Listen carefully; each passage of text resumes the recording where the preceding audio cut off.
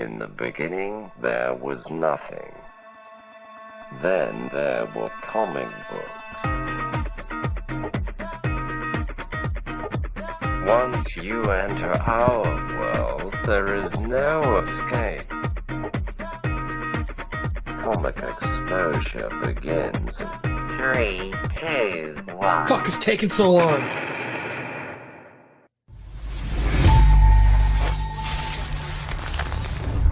I recycle. I sniff my own farts.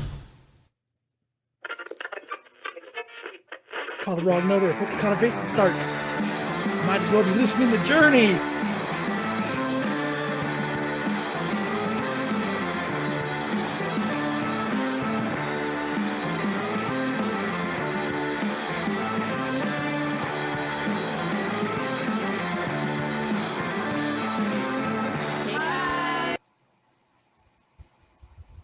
Welcome to the Absolute Geek Podcast. My name is Matt. I'm Kyle. I'm Brian. I'm Solo Rookie. Hey, whatever. Every time we do a live show, things go wrong. Now it wants to finish our intro. It is Friday night in Phoenix, and you're listening to the Absolute Geek Podcast. Welcome, everyone. Welcome, everyone watching us live in the chat. Guys, how's it going tonight? One day we'll be sponsored by Bullet. Yes. And then you can get And all Red kinds Bull. of... Kyle is shooting from the hip with Bullet whiskey. They're just going to hook you up with a whole barrel and just put a keg on it. Oh, I'd never leave the house. I think he just came in his pants. I did. That's why I couldn't even talk for a second. if that's your cub face, I feel sorry for your wife. That's why? Why? We do light Some off. faces are kind of weird anyways, right? They call it vinegar strokes. It's the same face you make when you stick like vinegar under your nose.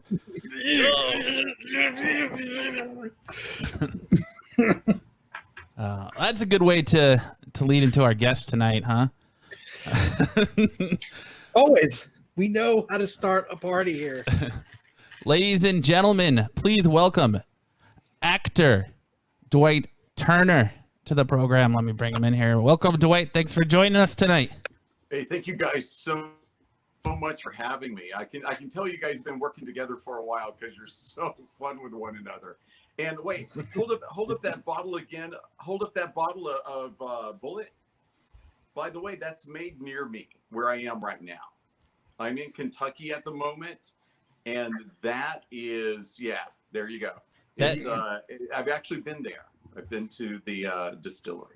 It is on my bucket list. You have boots on the ground to try to get you a sponsorship, Kyle. It's got to try to work your magic. Every week, I make sure to let everybody know that I am drinking Bullet whiskey. So how are you guys tonight? Good, just surviving the heat like we were talking about before the show, and being pandemic locked down still, so it's kind of a crazy time a little bit. It's tough. The world is in a very interesting place, and you think it's getting a little bit better, and then it starts to get worse again. And I'll tell you, I just hope that we can all get through this and end up in a better place in the not too far future, because I know for me, and I'm sure the majority of people out there, we all want to go back to doing what we were doing and living our lives again. Kyle says no. Never going to happen. I'll let everybody in on a little tidbit secret about me. I'm probably the only person on the planet that wishes the pandemic would last longer, because the longer it goes, the longer I get to work at home. And I love working at home, and I never want to have to go to an office ever again for the rest of my life. I love wearing basketball shorts to work, and I love going. Whew, I know who you don't love. Old people. All right. Well, you're in the minority. For the rest of us, I'm in the 1%. We want to go. Yeah. Back. The first time you've ever been in the 1%.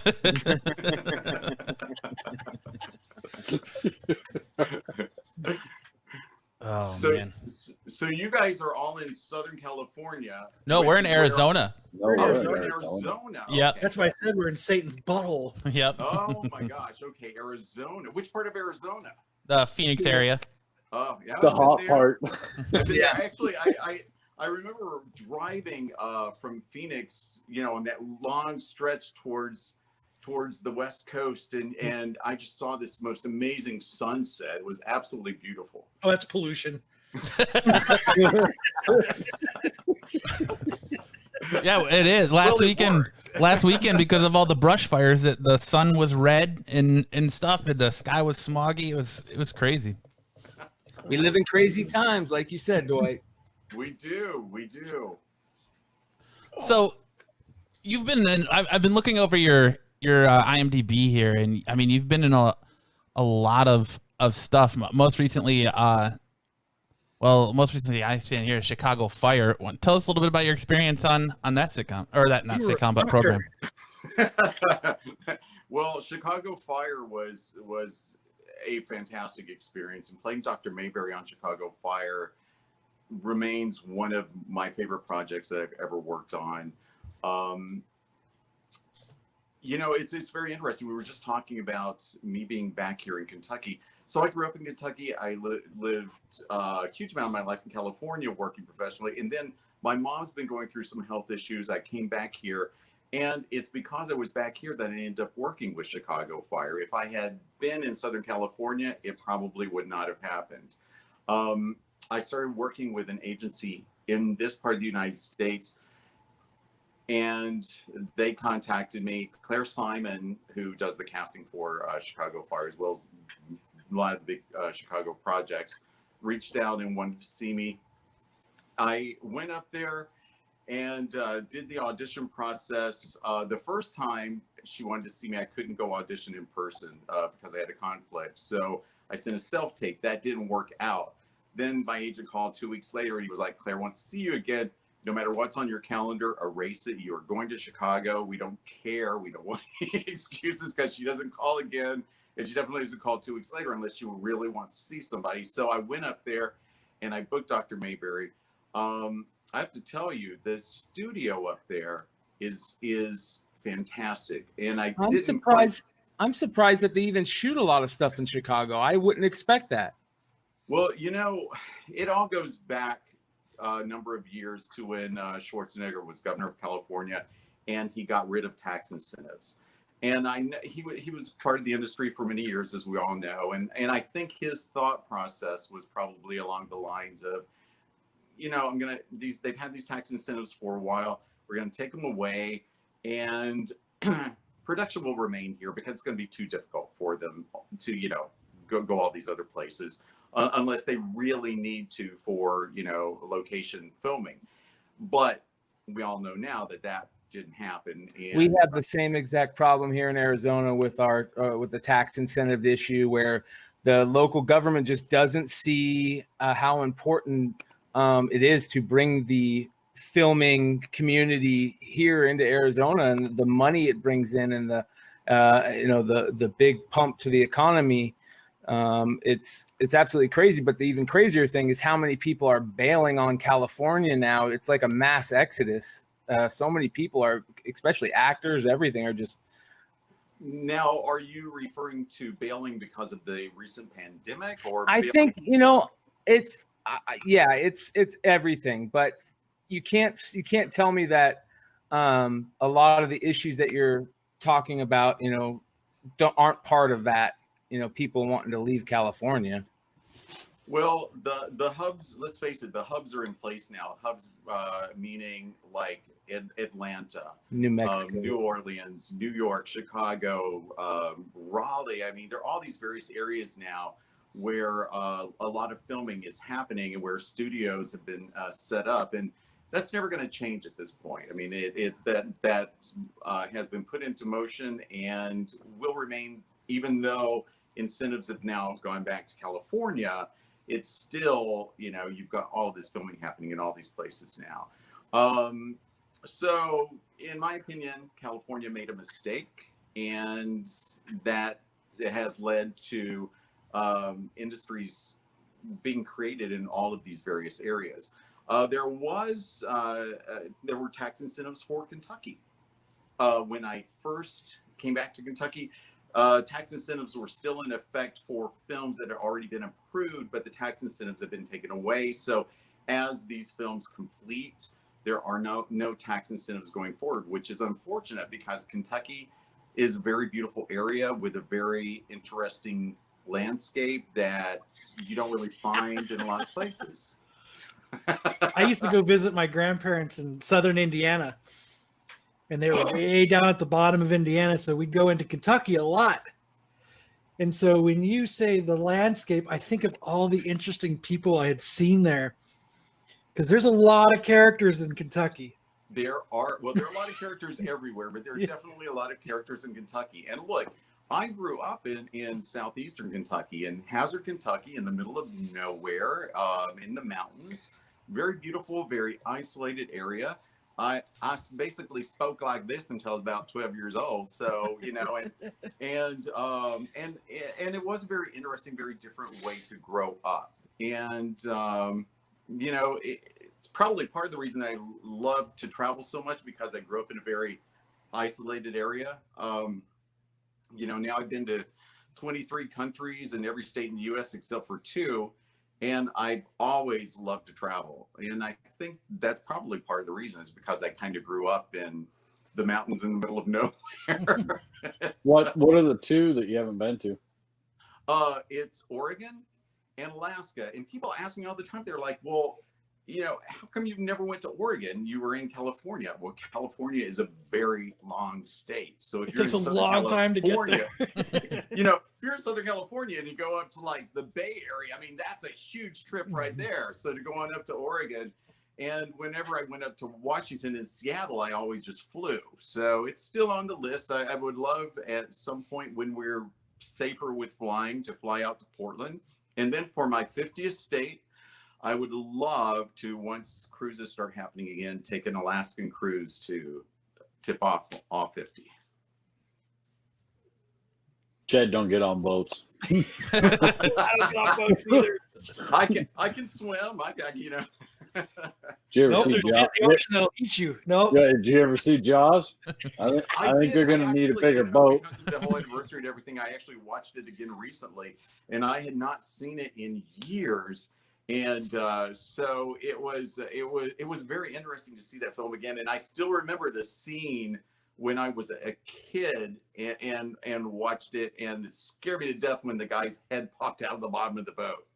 And of course, now when I watch it, you know, it doesn't have the same effect, but I remember going back to when I was a kid and throwing everything that I had around me everywhere when that happened.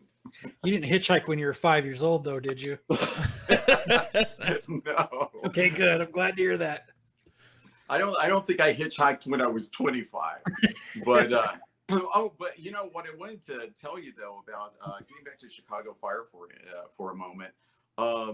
So living in California for so many years and working in the industry there, I didn't know what to expect when I went up to Chicago to film. And I have to tell you, it was so well done.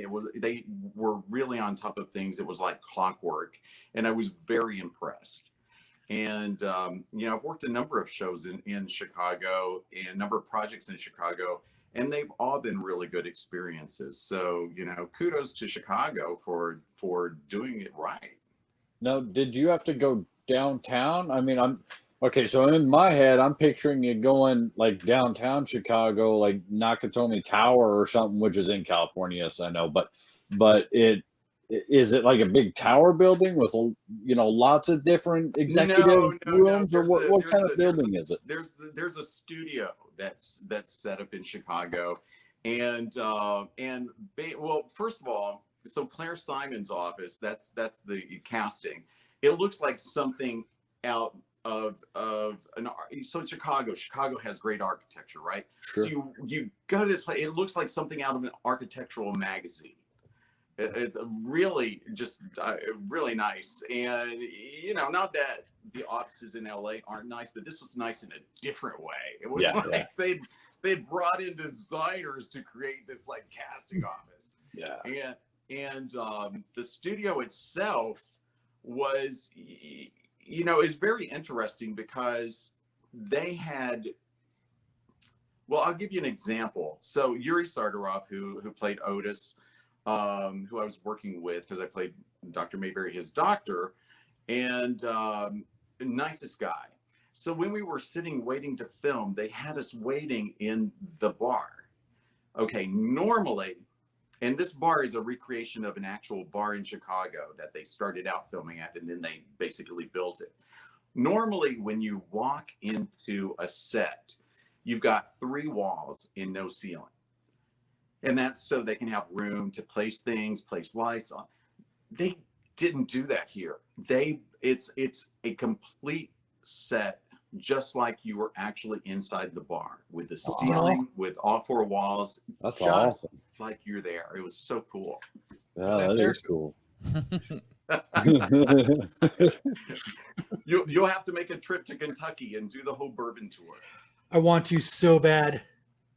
Like, that is a bucket list, is to do that. That really is. If here's what I say: if it's on your bucket list, you got to find a way to do it. It's kind of hard right now. Is with are they even doing things like that? Well, I doubt it. Right? Most likely yeah, not. And to be honest with you, moonshine kills all I don't COVID. know the answer to that question. That's why I'm not sick. I can tell you this: the governor of Kentucky recently closed down the bars again for 2 weeks. That And motherfucker. yeah. Son of a. He took away your biggest pleasure. Well, we don't have the bars are shut down here too. Well, yeah. I mean, in California, it's like everything's kind of shut down right now. And you know, hopefully you guys will be back on track soon. Look, I have a friend who just flew out there this morning, and I have friends that flew out there recently, and they're flying back to North Carolina. Well, they're probably back at this point. They flew back today, and you know, it's just hard right now. Tough times. Definitely. Especially here in Arizona, where we seem to be number 1 in coronavirus as much as possible. Are you guys really? We were for a while. I don't know if we started out. Yeah, but we were for a while. They reopened us and then shut us down again because of it. So we've been shut down since. And that's the hard thing. It's like it's when you feel like things are getting better, and then there's this sudden realization that they're not. And that's, to me, closing things down and then opening them up and then closing them down again is harder than if they just close them down for a good while. Yes, I concur. Yeah. So I want to talk to you a little bit about your experiences on Moneyball. What was it like on that film? Well, that wasn't a great experience for me because I worked 2 days on Moneyball with Brad Pitt, and the scenes that I did not make it into the film. So this happens in my industry. You get paid anyway, though, right? Because you did the work. Well, I did the work. It's listed on IMDb, but it's uncredited. You know, and it's just really you can't really do anything about it. It's not up to you. It's up to the producers, directors, and the powers that be. Unless you are a producer or have a big controlling factor in a project, it's not up to you what ends up in and what doesn't. But so who'd you get to work with? I got to work with Brad Pitt. Let's see, Brad was there. Does he wear deodorant?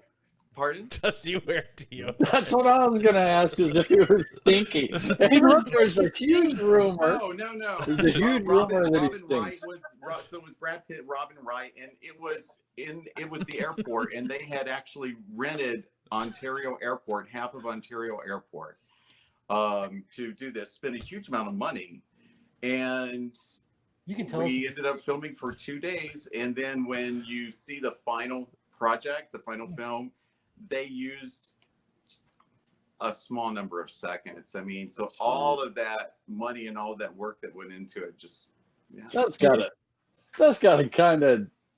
It's not so much. Yeah, I got paid anyway because I did my job. It's not so much the time and effort. For me, it would be like, oh, I did a good job. I really delivered. I felt great about that, and and then nothing. Like you don't get to see the final product. Like, I mean, did that you and your whole family go to the movies and you're like, here comes your... They fucking cut me out. cut me out. Those bastards. It I ha- still it make some happens, but- stinky ass Brad Pitt for 2.5 hours, and you You know cut what? it. You have to realize it's part of this industry, and you have to be okay with it. Otherwise, you're doing the wrong thing. I mean, if I got granted, and that's a little bit different than just the auditioning process itself, but you just have to realize these things happen, and you have to go on to the next thing. Sure. That's still I'd be like, come on, man. I was so good. You don't actually know you get cut until you watch the movie, right? Most of the time you don't. Yeah. You don't know what's going to end up in. I rented out the theater for all my friends and family. Yeah, you don't get a good luck on your future endeavors email when you get cut out of a movie. Huh? What's really interesting though is sometimes like I've worked on projects where I've like said to them, hey, can I try something? And you just like do something completely different that's not in the script at all, and you never know, and then you see it in the end, and they kept that, they used that. And see, that's that feeling. You can see it in your face. You're like, that felt so good. That's me, motherfucker. I'm like 20 feet tall. Well, it does feel good because you feel like you added a bit of creativity that that people enjoyed and people liked enough to actually put in a final product. Yeah. And it does make you feel good. Did you get to touch Brad Pitt? Did you get to rub his back? I did not touch Brad.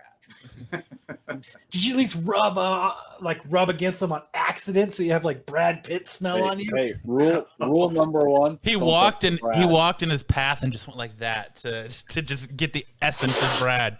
He sucks it in, he blows it in a bag, zip ties it up.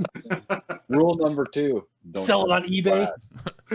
Rule number 3, don't cut in front of Jonah Hill in catering. Oh, damn! Isn't he really? Didn't he lose a lot of weight? Oh, he did. Yeah, he did. He looks fantastic now. Yeah, he does. But he's probably unhappy too. So go ahead, Chad. Our friend Brian had to take off for a second. He'll be back after a bit. But he has another podcast. One of the questions that they always ask that I love to hear is, do you have a worst audition nightmare? Like tell us your this is the worst audition story. Well, you see, I was on Moneyball sitting next to Brad Pitt. I will tell. Okay, and my zipper was out, my junk fell out. So now we go after I tell this story. Let's talk about some happy things. Yes. Then we'll go on to happy. We'll move on to your favorite one after that.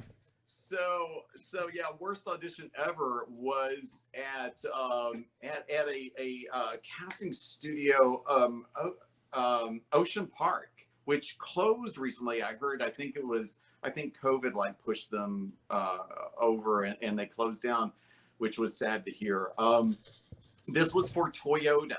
It was a big commercial, and I got the information from my agency for the audition, and I went, and I was a bit excited, a little bit apprehensive because they were looking for dancers. I'm mainly an actor. I can sing, I can dance, but it's like, okay, I'm like, what's gonna happen here? So I went, and I knew I was in trouble when we walked in to sign in, and the guy said, okay, so I'm going to pair you up into 2 guys and 2 girls, and you're going to go in and see the choreographer for 15 minutes, and then we're going to send you to the director and producer. And I'm like, okay, all right. Bitches, that was good. I'm out. So the girl, who was amazing, by the way, that they put me with, I asked her, I said, so are you a professional dancer? Like what he was just saying, it sounded like they're like, and she goes, oh yeah, she goes, I work in Vegas. Like she was a showgirl in Vegas. Okay, so You can't compete with that. That ain't even fair. So then she says to me, she goes, "Don't worry." She goes, "You'll be great." She goes, "You watched the video they sent last night, right?" And I'm like, "Video? Uh-oh. There was a video?" And she's like, "Yeah, they sent a video with the choreography so we could learn it, so that when we come in and work with the choreographer, we'll know what we're doing." And I'm like, "Oh, video?"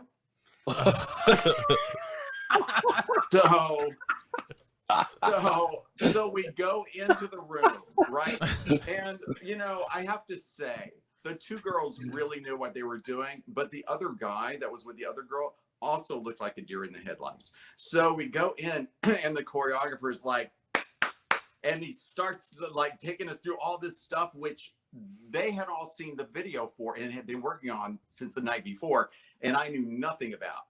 So I'm trying my best to get all this down. And yes, and you're like Solo Wookie in a bad jazzercise club, man. So we go through it, right? And then we go into the other room where the director producer, I mean, it's the cameras, the people from the agency. I mean, it was like, oh my God. And so we go in and we go through, and she tells me, she's like, "Just watch what I'm doing. Just do what I do." She was trying to help me. It's not that easy, though. Can I just tie a rope to your arms, your legs? Exactly. So we go in and we start going through it, and I swear I just know that this tape is out there to this day, and people are watching it laughing, like you should ask for, "Hey, can I get a copy of that after this is all done?" Exactly. So somehow I made it through the first time. Like we went through the whole song and the choreography and everything. And the parts where we spun around and everything, I like spun around really quick so I could see what she was doing. And we finished. And he said, "All right, that was good. Now, guys to the front, girls to the back, we're going to do it again." So I think I got about 15 seconds into it. And then it was like an episode of Lucy. I don't know what I did. I don't remember what I did. That was like the second shark on the Katy Perry live left shark. It was like I was just doing something, and it had nothing to do with what was happening. That was planned. So that was my worst audition ever. And I just left thinking like, why? And to this day, I do not know what happened and why I didn't receive the video that I was supposed to receive the night before. Oh well. Well, it doesn't sound like you or the other guy got it. Like they were kind of sent it to to the wolves. Like I know. I think both girls probably ended up in there. I think the girl that I auditioned with, I'm sure she probably did. She was right on with the whole thing. But something familiar. Was it anything familiar? Like was like Annie, or was it like during the audition? I mean, was it something maybe from a past movie or musical or any? Did you have anything? Like you did the salsa? It was like salsa dancing or something. Yeah, like no, they were doing all of these like just various moves and stuff. Which maybe if you were a trained dancer, you might know when he was calling out those steps or those things, like like he was calling out things as he was showing them, and he was like, "Okay, now blah blah now blah," and yeah. You just panic sprinkler. You stop. You're like, "Oh shit!" And you just start fucking doing the sprinkler because you're panicking. You start rolling the dice. Yeah. You're doing the dice thing too much. I'm picturing Richard Simmons up there just he starts sweating. Good one, ladies. Sweating to the oldies. Oh my God. Oh man. Oh, that's terrible, man. Well, thank you for sharing that story. Well, that's awesome. There you go. But then you know what? I did another audition one time. This was for 1,000 Ways to Die, and I just remember coming out of that audition and thinking, like, that was awful. And I actually, and I swear this is true, I called up a friend from the car and I said, "I'm definitely not getting that." And then I booked it. So you never know. You never know what they're looking for. That was such an awesome show. So what episode did you get to do? Oh my gosh, I played Lenny, who was running a Ponzi scheme. It's so crazy because, one, they're all based on true stories. Mm-hmm. And two, it has a huge, huge cult following, which I did not know about until I did the show. So when I'm out and about and people like recognize me, it's usually from one of two things. It's from Chicago Fire or from 1,000 Ways to Die. And not from Moneyball. No, not from my scene that was cut. No. And when I went to do that show, I did not know quite what to expect. And I remember going in and thinking, like, I'm going to give this character 3 dimensions. And I remember the director saying to me after the first take, he was like, Dwight, he was like, I know what you're trying to do. He goes, but no, he goes, don't try to give this guy any glimmer of like niceness. I'm like, oh no, I wanted to build him up. And he's like, no. He's like, listen, you're going to die. Yeah. The audience wants to hate him from the very first second, because then they'll feel good when he dies. So I was like, okay. So how was your death in that episode? So my death in that episode was, so Lenny was running a Ponzi scheme. The feds got tipped off. He got tipped off that they were coming to raid his office. So he and his secretary started trying to shred everything. He gets all nervous and he would drink these boba drinks. You know, they have the little boba balls in them. Yep. And he had a buckyball sculpture on his desk. At one point, he gets mad and he's so frustrated, he takes the sculpture and throws it. And 2 of the magnetic balls went into his drink and he drank them both. So if he had drank 1, he would have been fine. But because he drank 2, they basically did this. Oh, and they just tore everything up. They tore everything up and Lenny didn't make it. No. So awesome. I'll tell you a little tidbit though. They filmed 2 episodes a day, and mine was the second episode of the day. So the first episode that they filmed involved all these insects, and they couldn't get them all out of the studio. So we came in to film.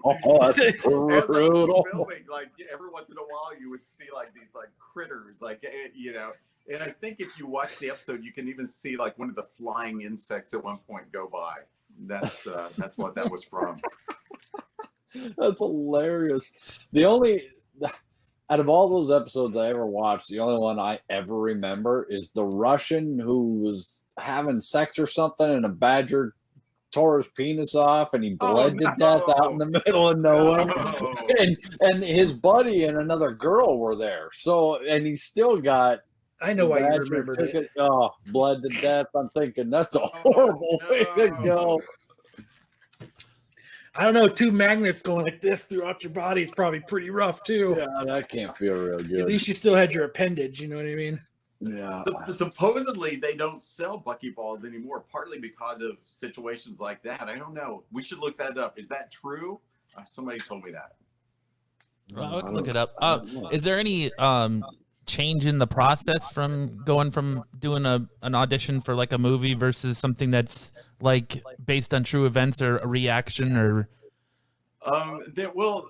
you know, every audition can be a little bit different. One thing I can tell you for certain is there's been a change in the process recently because of the whole pandemic situation. Most auditions now are self-tape. And hopefully it's going to go back to being in the room again with the casting directors on a regular basis, but that hasn't happened just yet.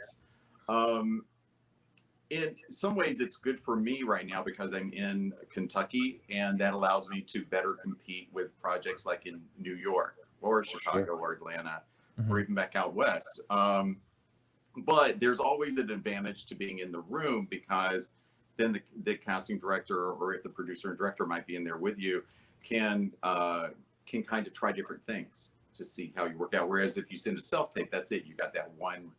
Yeah, that one shot. So they don't do it like over Skype with you? It's just you and a camera? Well, that does happen as well. Yeah, I do. You know, you can end up doing Skype or Using the various services. Zoom, for instance, has become a big thing. I never used Zoom before the pandemic, and Zoom's now I awesome. can't even tell you how many times I've used it. You could still buy buckyballs. You can, okay. 216 balls is $25. Wow. You can get them from the Buckyballs website. Just don't swallow them. Just one. If you are, just do one. Yeah, if you are going to use the day. No, I don't even recommend that. Don't do it. Don't do it. Don't try it. Don't try this at home. It'd be kind of cool. You had a magnet, and you're like, I don't know. So which way do you prefer? Do you prefer doing it Zoom versus the Handycam? Because in my mind, like trying to audition in just the camera and yourself, I would be worried that it's going to come out like an 80s, early 90s dating video. I'm Tom, 35, like long walks on the beach, like. Welcome, Tom. You get used to doing it after a while, and you just, it's just sort of process. And it's just very different, though. I mean, auditioning in person is always going to be very different than auditioning on tape or video. And like on Zoom. Pardon? Wouldn't it be easier on Zoom? Well, if they do Zoom, but see, you have to keep in mind, usually they're only going to go to a situation like that if it's callbacks or if, because they're seeing so many different people. So they just can't do, usually with casting, it's like, they're looking at the first 3, maybe 5 seconds of something to figure out if you are right for it. Unless they have, they know you and they've called on you, then that's a different situation. Mm-hmm. And, but with the general auditioning process, they've got hundreds, if not thousands, and there's no time to do Zoom for all those. Unless they want to see you dance. And then Zoom is on, baby. Have you ever went to go do an audition, but you didn't really want to do it, so you made sure you bombed? Yeah, like you went and you had your shirt down low and you made sure your chest hair was out. No, if I take the time to do the audition, then it's going to be as good as I can make it, so that I'm happy with my work and happy with myself. Otherwise, I would just decline the audition. Yeah. Might be fun to go in one. Not even if it was a friend who was like, "Hey, I got this personal project I want to do. It's this little side thing," and you're just kind of like, "I'm not really into this," and he's asking for that, that homie hookup. That. Well, if it was a friend, they would. I'm sure they'd probably be like, "What are you doing? What are you doing?" I don't know. There's some people out there that'll try and grasp at anything they can. I don't know. I would first of all, if it was a friend, I would. If I was going to do the audition for the project, it would be the absolute best professional audition I could do for that project. Otherwise, I just wouldn't do it. I don't know. I've never attempted to do a bad audition. Now, like the Toyota situation, it can certainly happen, but I wouldn't. Yeah, but it wasn't your intention to go in there bad. You just They kind of shit the bed on helping you prepare like they should have. Yes. Yeah. I had a friend set me up like that for an audition, but the chick was ugly, so I had to decline. I was like, nope. For that porn? Yeah. Oh. Can't do it, buddy. What's your most favorite audition ever that you ever did? Whether you got the part or not, what was your, like, you went in, you auditioned, and you were like, maybe you didn't even feel like, oh, I nailed it, but you just thought, God, that was so much fun. Oh gosh, that's see, it's easier to pick out the ones to remember the bad ones as compared to the ones that were fantastic. Because I've had a number of them that have been fantastic. Gosh, let me think for a second. You don't get asked that question often, huh? No. It's usually more along the lines of like, oh my God, what's your really bad audition? I don't know. Nothing comes to mind. you know, I mean, certain things stand out just because of the eventuality of the project, like you know, auditioning for you know, Claire Simon's office for Chicago Fire. Yeah, I mean, that was a fantastic experience. That one's hard. Yeah, I can't. You'll have to get back to us another day. Exactly. I'll email you. That's a tough It part. was this time. You'll remember it about 3:00 this morning. Yeah, that's exactly what 3 happened. a.m. Oh, you know what I should have said. But see, now I'm preparing you. Now I'm preparing you for the next time. That's why I like to ask those deep track questions. All right. You ever walked into an audition and be like, "Fuck, I'm auditioning against him again," or "Holy shit, I can't believe he's here auditioning for the same part that I am." Well, that, I mean, listen, you do end up seeing the same people a lot of times because, you know, you get fit into a time. And exactly, and you say hi and everything. And that's actually, you know, that's not so bad. It's a big town. Like, I'm speaking of LA at this point. It's a big city, small town. So it's a big city with a lot of people, but yet there are a number of regular working actors that you generally run into over and over again.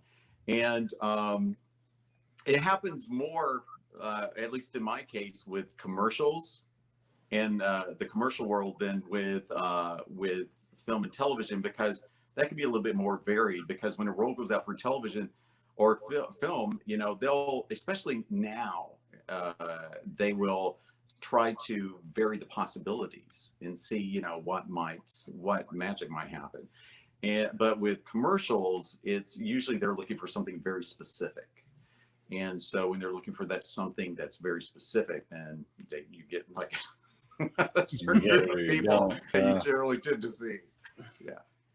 Who's your top 3 favorite that you've ever worked with? Oh my gosh. Not Brad Pitt, he stinks. Not Brad Pitt because he stinks.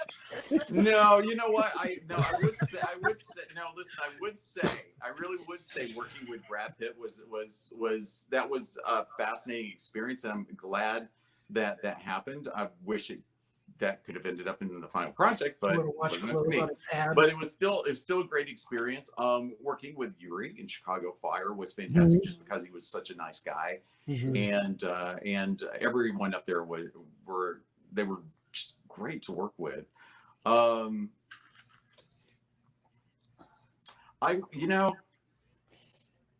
worked on a project called the Deported, with Talia Shire and Nick DiChiro, and I did not know that I was going to be working with Talia until the day of.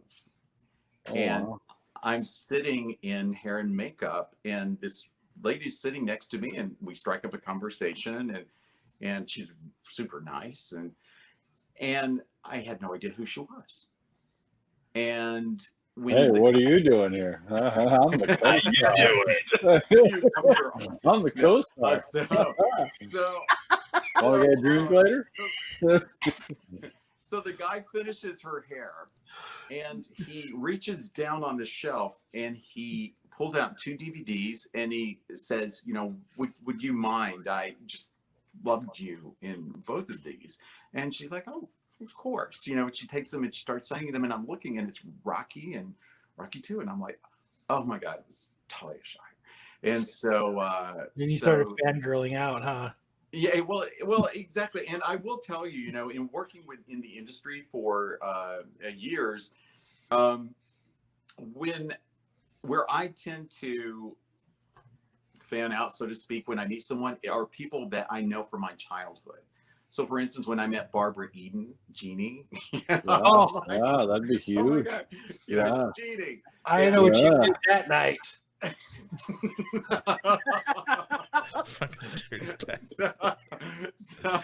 So in the whole time you pictured her looking like Jeannie, huh? Well, you know what? I will say this. She still looks amazing.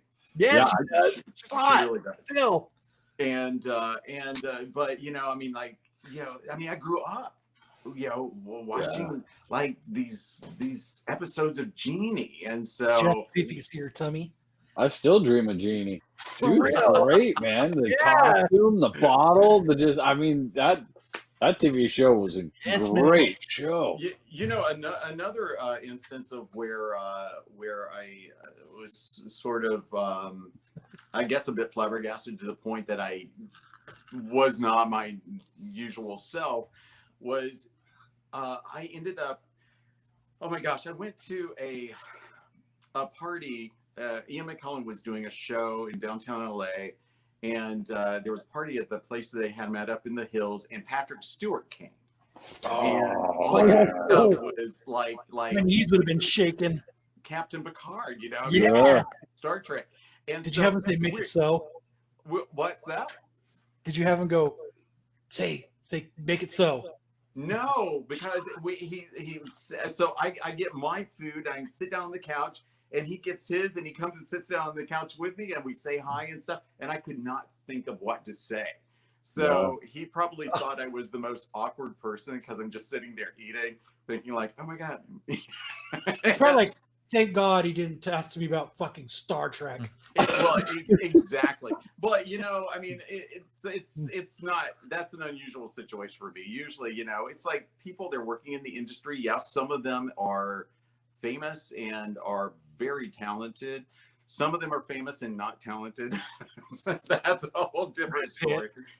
Huh? That's me right there. Nearly famous, not talented.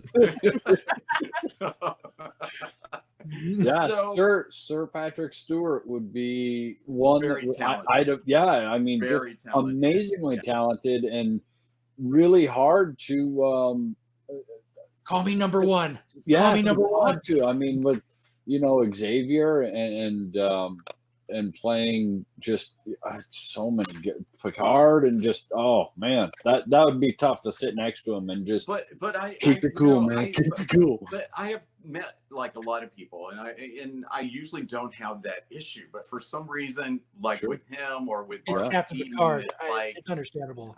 Yeah, that's Professor X, man. That's a real deal. That's that's Could've next said, I level. love the way the light gleams off the top of your head. Oh. No, Captain Picard is awesome.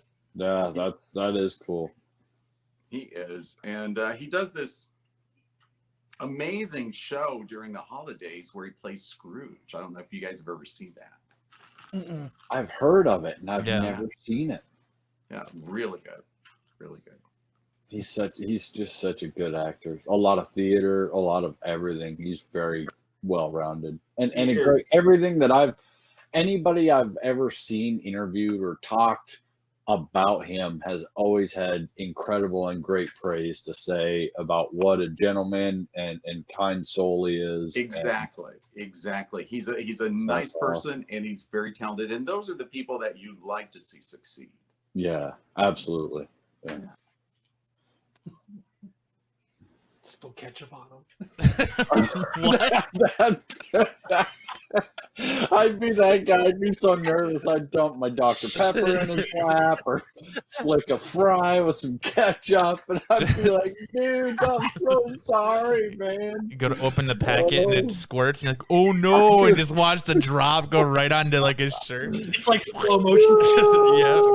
No. You're all trying to grab for it. He died. Oh, yeah. Patrick Stewart. Wow, that's an honor. That's great. Yeah. Any others that have ever kind of put you awestruck like that, or?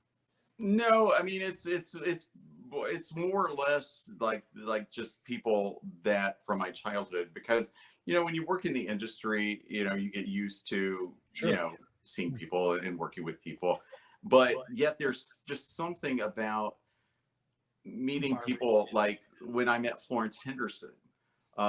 It's another show that I watched episodes of when I was a little kid, and there's just something about that's you go back to. You can't help it. It's just like, oh my gosh, that make believe area in your childhood where you're like, Exactly. because it's so make believe and you're so deceived before you grow up and you're like, wait, that wasn't real.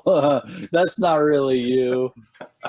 But even as an adult, you meet them and your brain is still like, hey, wow, that's Bo and Luke Duke. I mean, that's Oh, that's he's going for the whole hazard thing. I knew sure. That's but it's with anybody, that's what I grew up on. I watched a lot of Dukes of Hazzard, and it'd be hard to meet Michael Knight and not be like, hey dude, where's Kit? You know what I mean? Yeah. It's just your childhood growing up. Yeah, and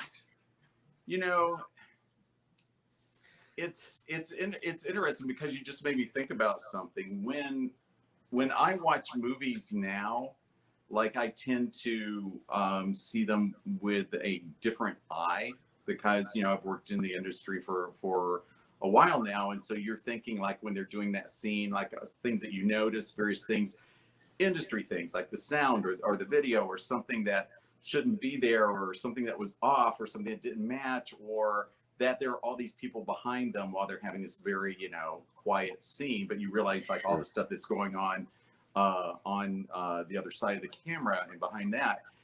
But yet still to this day, when I go back and I watch stuff from my childhood, it's like you kind of see it through those eyes still somewhat. It's like you can't escape from it. Right. Yeah, no, I totally get it. That's awesome.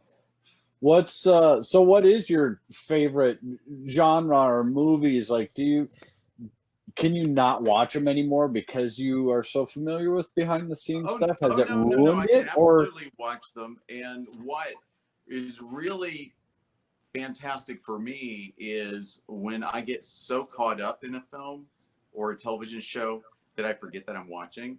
Yeah. It doesn't happen that often, but when it does, you can believe me that project goes to the top of my list. I've got to see it again. Because so like Dumb and Dumber. No, not a top three. No. What would be like a top three? What would be those top three movies that you forgot you were watching and you were like, wow, that was oh my gosh. amazing. Well, like movies like The Godfather or like Star Wars. I'm even though I have not had the opportunity to do a big science fiction film, I would love to because I love science fiction. I love that genre. And so seeing things like that, which I just completely get caught up in, and you just get taken away for a while. Yeah. That's a fantastic experience, and I always love to see films like that on the big screen as compared to in the home, and because you just, especially when it's a movie like Star Wars, and I know some of the special effects in there are not like, we've come a long way in that period of time since that was created. Sure. But still, the movie was just so fantastic in so many ways that, you just get totally caught up in it and just swept away for a while. And I love that. Yeah, not me. I hate Star Wars. Oh, no, you don't. Nobody hates Star Wars. So are you one of those actors that likes to watch the things you've done, or are you like some of them that don't want to watch your performance? I do watch the things that I do just because I like to learn from it. Sort of like, if you played like a football game and you go back and watch and see what you did and learn from that. See the way I walked right there? Hell yeah. But I have to say, I don't necessarily love watching myself, but I do it. And some people can't. They can't watch themselves, but I do it because I want to see what I did, learn from it, maybe take something from it that I can use in the future. But it's a weird feeling watching yourself, because for me, like when I watch myself in a performance I did, I get thrown back to that for a moment, and I like, think about like what I was experiencing at that moment when I was that person or that character. And for me, when I'm playing a role, I am that person. And then when that role is finished, I let it go. But I try to envelop myself as much as possible in that role and in that character. And sometimes I watch myself and I'm like, is that me? But I should have been Batman. Damn it. Always be Batman. Whenever you can be Batman, be Batman. I was not doing it right there. I should have been Batman. but it, in all the characters that I play, there's a part of me in them. But then there's also, it's a combination of bringing a part of me into it and then bringing to reality who this person is, and finding a point where you make it work. Yeah. Adding that depth to it on a personal level. Well, you want the character to be real. When I first started acting, I approached it as like just trying to be something completely different. And like I would take a role and I would like try to just be that's completely different from what I am. But what I realized over time is at least for me, and I know it's different for different performers, but for me, the process of bringing a bit of myself into it, as well as bringing to reality the way this character should be, and creating this combination that works for it, tends to work best for me, and making it real. Yeah, no, that's awesome. Love that. When you're auditioning for a role, or I'm assuming your agent sends you roles to audition that you might be interested in. What draws you specifically to a role you want to audition for? Is there like certain characteristics in the character you look for, certain things that you want to try that you look for? Kind of what draws you to that? It can be many different things, and I'm a type of actor to where, and if you look at the work that I've done, you'll see a lot of different things because I enjoy that. I love Meryl Streep because she does that. She's basically a chameleon. She just becomes all of these different characters. I like that. Yeah. When I read a script, I look for one, good writing, but then I also look for who this character is. Who is this person? And am I going to enjoy being this person for a while? Am I going to, and do I feel like I could really do this service? And so I look at all those things. I look at who's involved in the project, and then of course there's the whole thing of what type of possibilities the project has, but I think more than anything else is, do I connect with this person? And if I feel like there's a strong connection there, then I want to be that person for a while. And that, yeah. You ever like when you played the doctor on Chicago Fire, did you ever go like, okay, I'm going to create a backstory. He just got in a fight with his wife. His daughter dropped out of college. I just found out that my son, is a drug addict, and you ever like made up your own backstory to give like a character more depth so that you're like, like to make the pain come out or make the, you got to look frustrated or something. I just think that would be fun. Like that's what I would do. There can be a bit of that in projects, but you do the work beforehand to make sure that you can do the work when you're there. So it's like whatever that work involves, and sometimes it does involve me thinking about a certain backstory. It can be different in different cases, but I will tell you this, that the work that I do for a role and for a character, I do put a lot into it until I feel like I'm there. And then when I go in and I'm actually acting and playing that role, all that work I let go, because at that time I am that person. So I have done the work to become that person. So when I was playing Dr. Mayberry, I wasn't thinking at that point like about backstory or about what. I was Dr. Mayberry when I was there. You ever go like Dr. Mayberry? Where the fuck did they come up with that name? You know, I will tell you this. But They did not come up with that name until I was booked. Oh wow. And so They looked at you and they're like, "It's Dr. Mayberry." Hey! Dr. Mayberry. So when you say you're getting ready for these and you're doing your work and everything, and your back work and everything, describe that. Break that down a little bit more. Are you like, so for Dr. Mayberry is a perfect example. Were you pulling snippets and tidbits out of medical journals and looking up medical jargon? Were you studying encyclopedia or words to help? Or no, the only time that I would do that is if there were things in the script that call for me to, you can believe if there's any medical jargon in the script that I'm going to know what all of that is. I'm going to look it up. I'm going to know how it's used. I'm going to know what it means. So that, if I look at someone and I say, I think his ACL is torn, I'm going to know what an ACL is. I'm going to know what an ACL tear means. I'm going to know what kind of pain that would cause for someone. I'm going to know all this information so that when I say it, I know what I'm talking about. But I would not just go in and just look up general information. It would be specific according to what I needed to do. I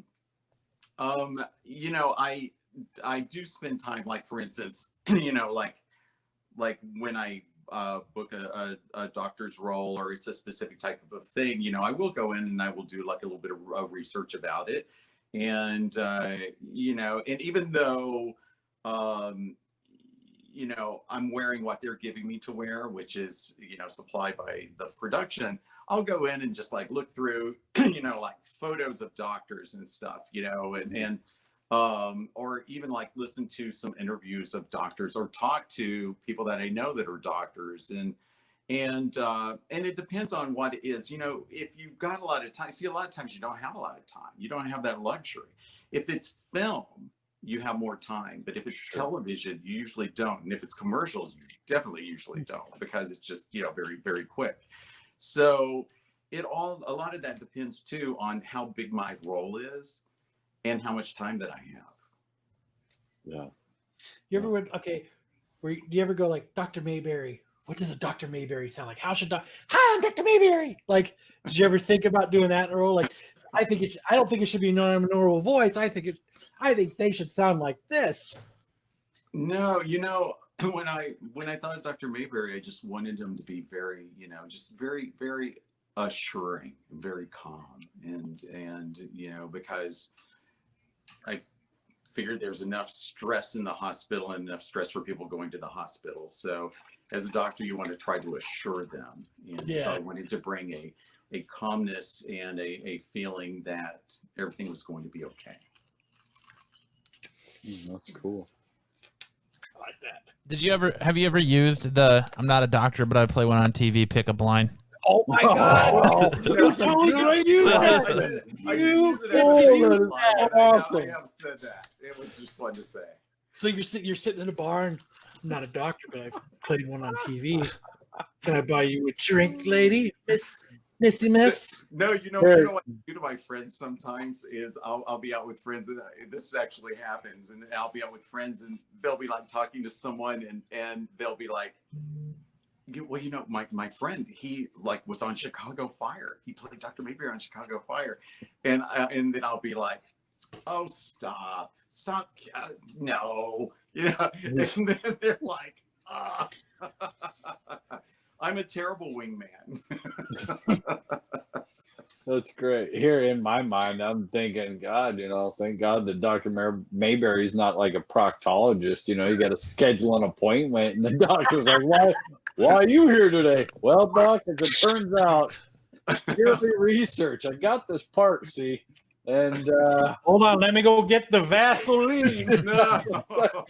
As it turns out, I'm playing a proctologist, so research.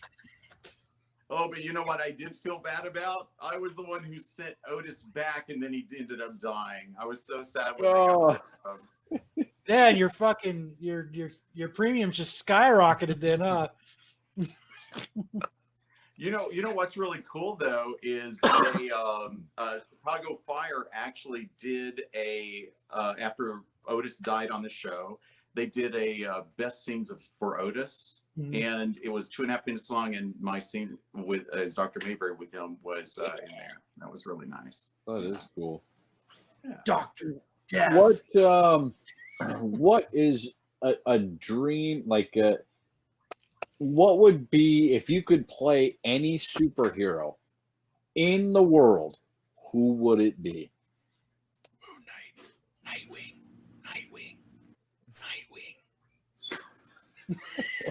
We all know who you'd play, Kyle. I don't know. That's a real tough one. Because I did play Green Lantern, but that was a voiceover, and that was for Six Flags. Nice. So I didn't get to be in front of the camera for that, but it was still really fun to do the voice. Dodged a bullet on that one. At least you weren't Ryan Reynolds, right? That is what you use at the bar. You've been to Six Flags. You know who Green Lantern is? This fucking guy right here. You could pull a Hal Jordan. I can see a Hal Jordan. Brightest day, darkest night. I'm taking you home tonight. I would love to do a really fantastic science fiction film. I'm a fan of so many different films, from Blade Runner to the Star Wars films to the Star Trek films. Sure. And even the Marvel films. So if I ever had the opportunity to do that, that would be a lot of fun for me. Space, like adventure, pirate style movies, space stuff. Yeah. Sci-fi. Yeah. That'd be cool. It would certainly be interesting. I have done some science fiction projects, but they were on a smaller scale back some years ago. And so now that I'm, doing larger and larger projects, I would just love to be in a big budget science fiction project. Just remember, if you're on a starship, do not wear a red uniform. That means you're going to die. Oh, I think we're losing him. Over there. Kentucky internet.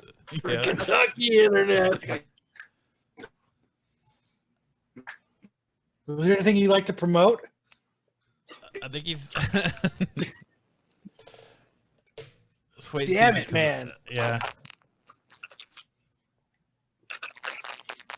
We can't. Damn it, man. Here, I think we're losing him. Yeah. Beaming him up. Beaming him up. They're taking him to his next space adventure.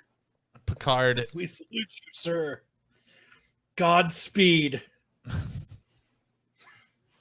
Damn, I was going to ask him to give us his best medical advice from a doctor who's not a doctor but plays one on TV. He says, you need to get that checked out. Stat. Damn, he's frozen. Oh, no. Frozen. Damn it. You're right. His ACL. Oh, no, his ACL. Damn it, man. Damn it.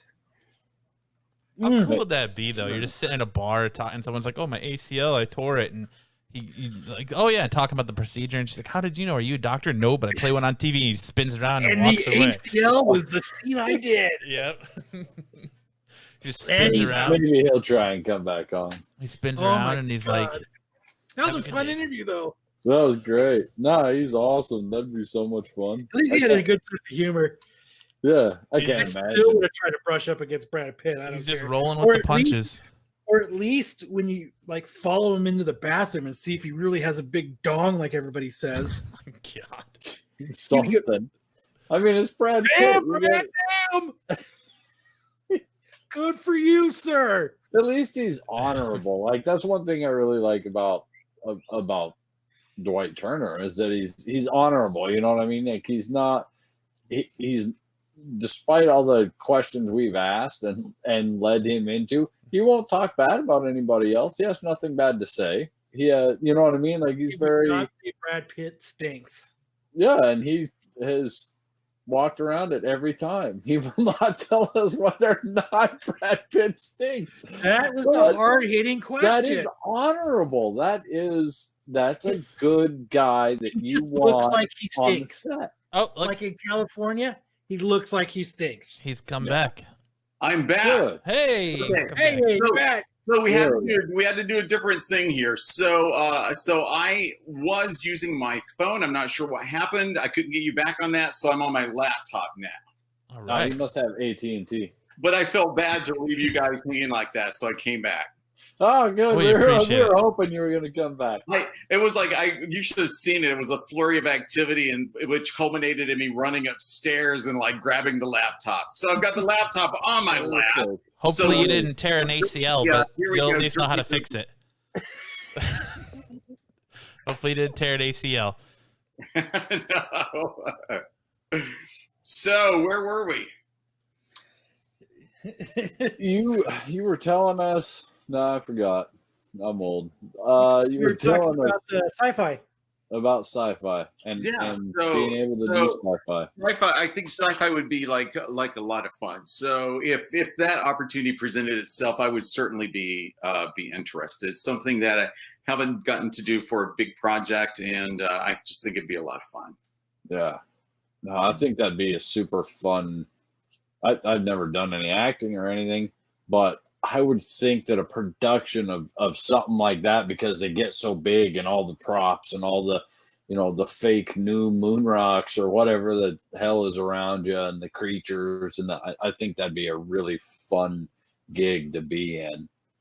Exactly. Yeah. Don't wear the red shirt so you die. Oh my God, Star Trek. See, I know what that is. We know Picard wore one, and Scotty wore one in the original. But anybody else that wore one, They were a goner. they were goners. Oh my gosh.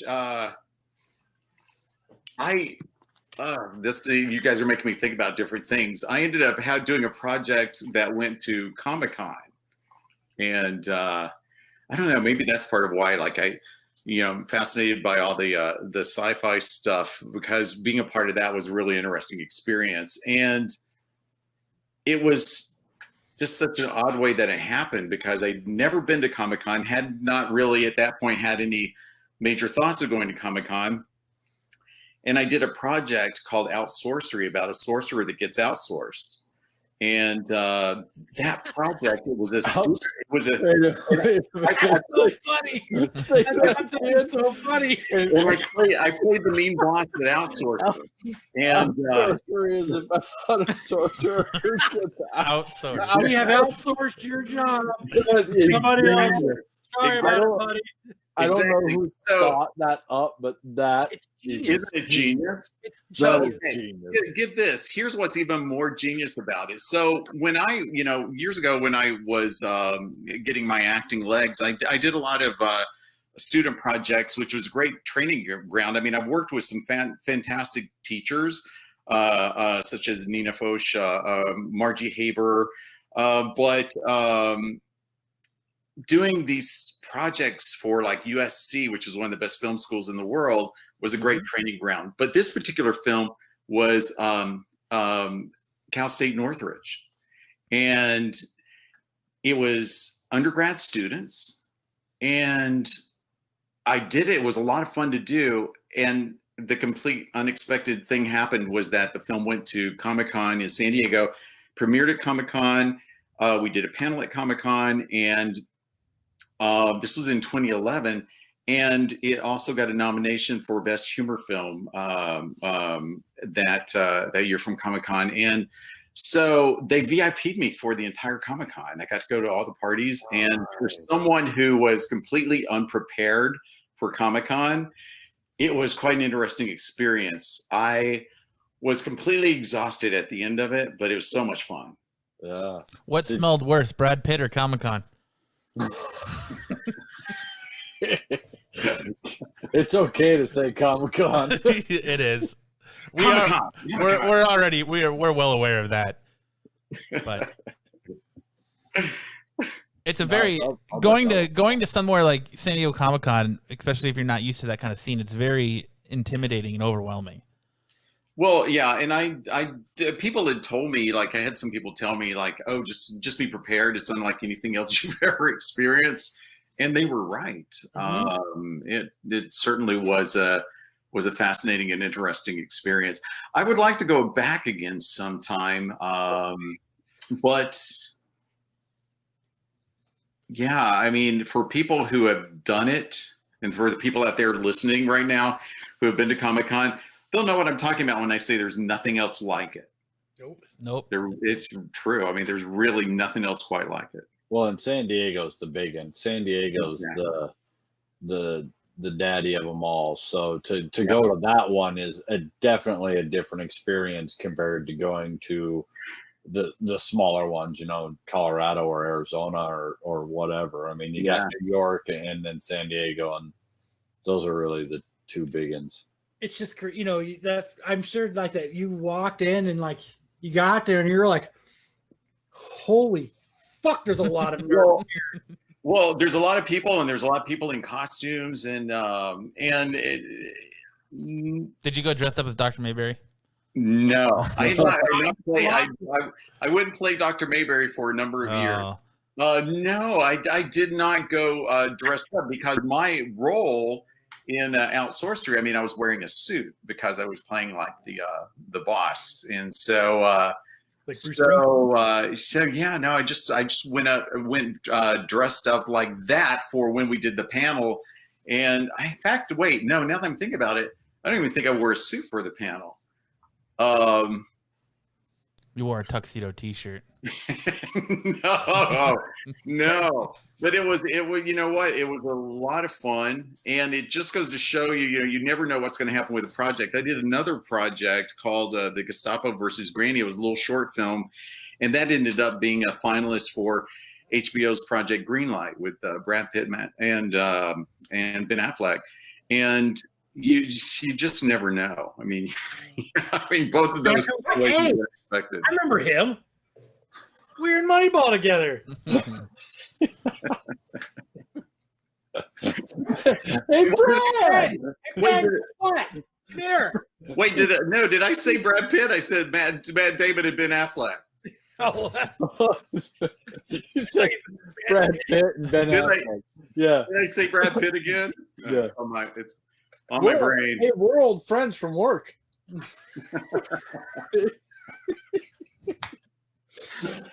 That's a pickup line right there. I was in the movie Brad Pitt, Moneyball. What's up? Yeah, I stole that from Thor Ragnarok. I can't lie. From who? The movie Thor Ragnarok. Oh yeah. Yeah, when he comes out and Hulk and hey, we're old work friends, and that's great. So did you get to meet Matt Damon and Ben Affleck? Or their names were just attached to what you were what it was being sent to? Exactly. Yeah. So Bummer. we have a question from the chat. And I want to know, is getting a TV gig really the golden goose as far as a working actor is concerned? No, for me, I would say for me, it would be a really well-written dramatic project, a dramatic film, a really good dramatic role, and a really well-written piece. That would be the most exciting thing for me. I mean, I do both comedy and drama, and I work in film and television, voiceovers and commercials, and some stage work, but film is the most exciting because you get to play more. And for me, that's a lot of fun. So whereas in the commercial world or television, you know, you may have specific time limits. With film, you can take more time, and it's more about getting the scene right. And you can ask them sometimes, you know, hey, do you mind if I play, or if I bring this idea? And almost every time they'll say yeah. And you normally don't get those same opportunities in the other movies. Do you make sure you eat as much food as you can because it's free? No, although I feel like I've done that lately. Well, it's not free, but I feel like I've been eating as much as I can because of the pandemic thing and staying at home and got a not going to the personal gym. So you said, But I will say you this: said that it is fun to go to Crafty and sort of like indulge in all those snack foods that you really shouldn't eat.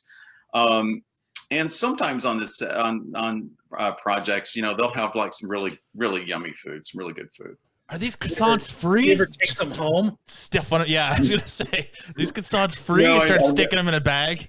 I You just never, got Ziploc- never take them home. No. Ziploc This is bags why I lined would in your never be shirt. an actor, because this is all the shit that I would do.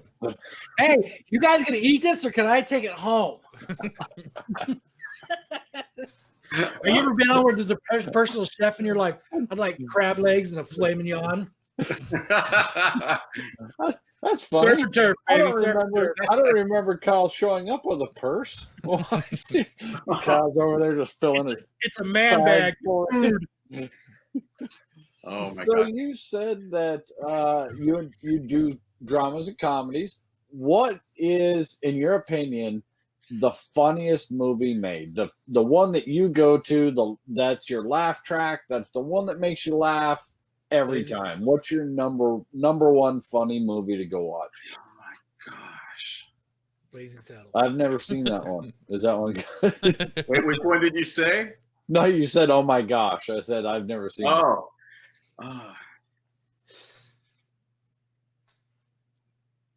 Spaceballs.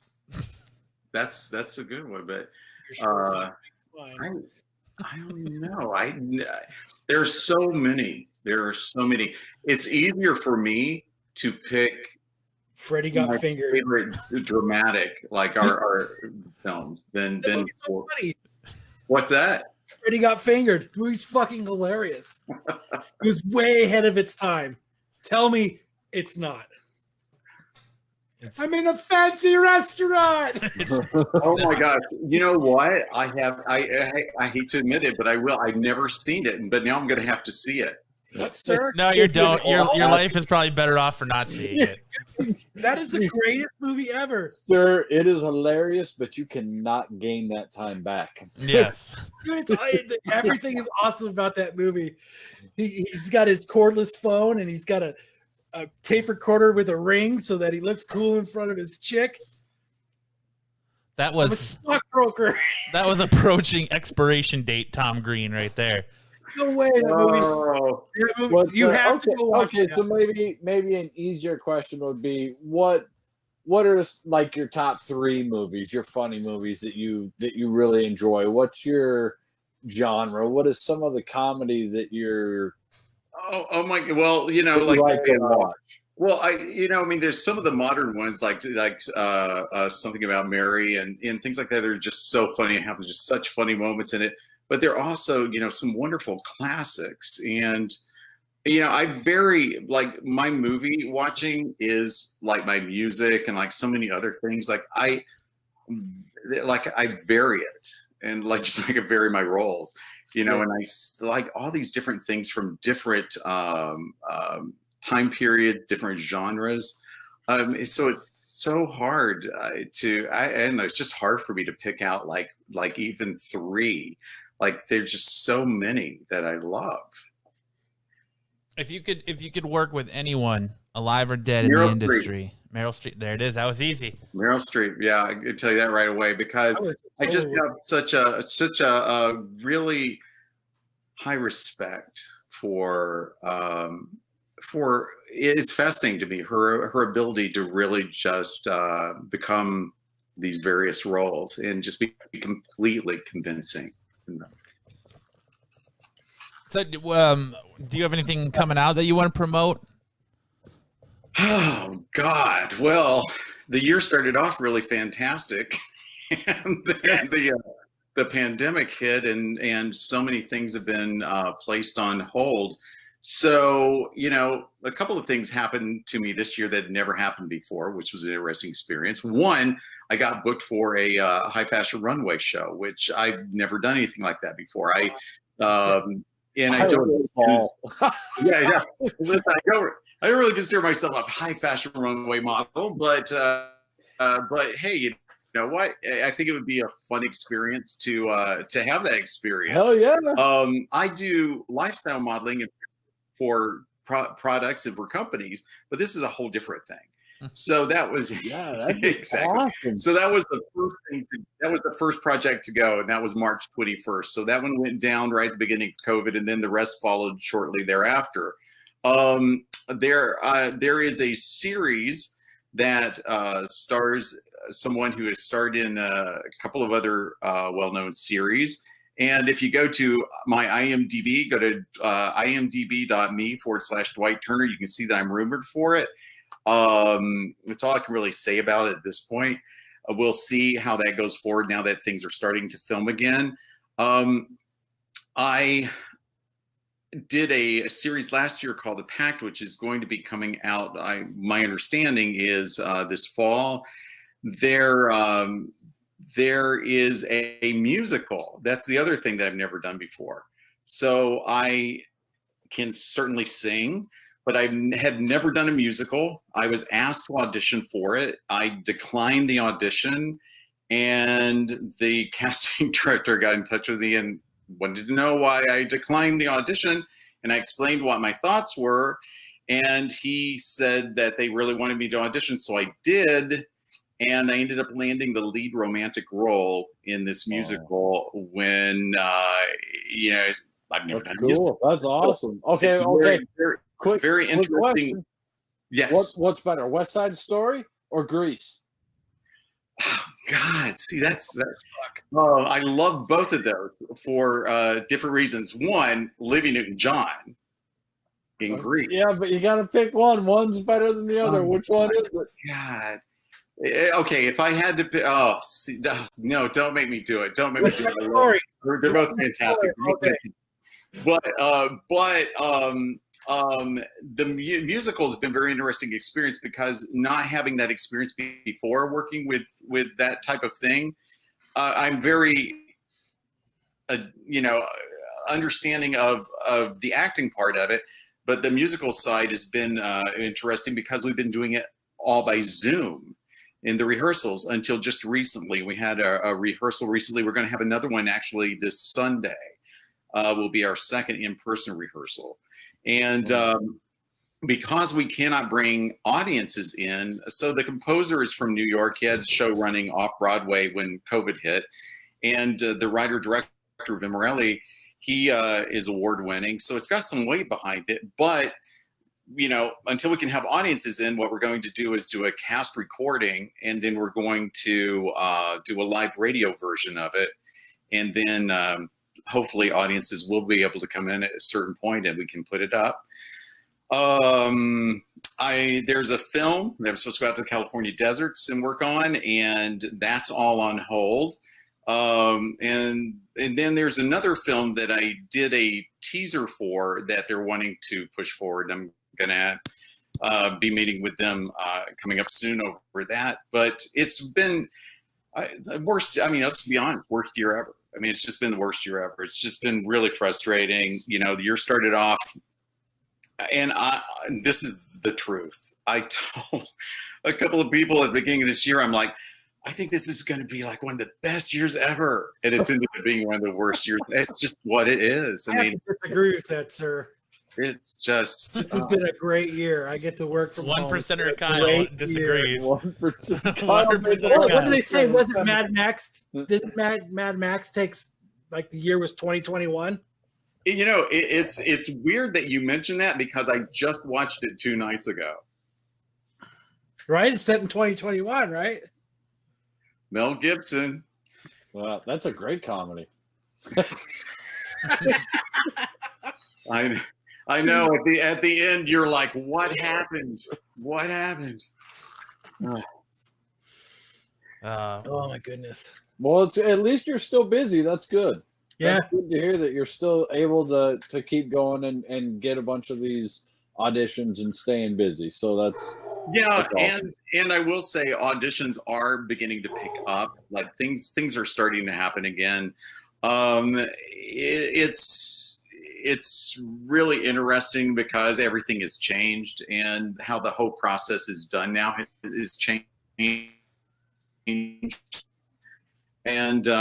we'll see where it all goes in the coming year. It's just going to be really, I think, a fascinating experience for everyone. I just want to go back and be working again because I truly love what I do. I mean, I'm the type of person, like, and I really have. I've given up and canceled vacations because I booked a project. And to me, it was more fun to go work on the project than it was to go on the vacation. Sure. So, yeah.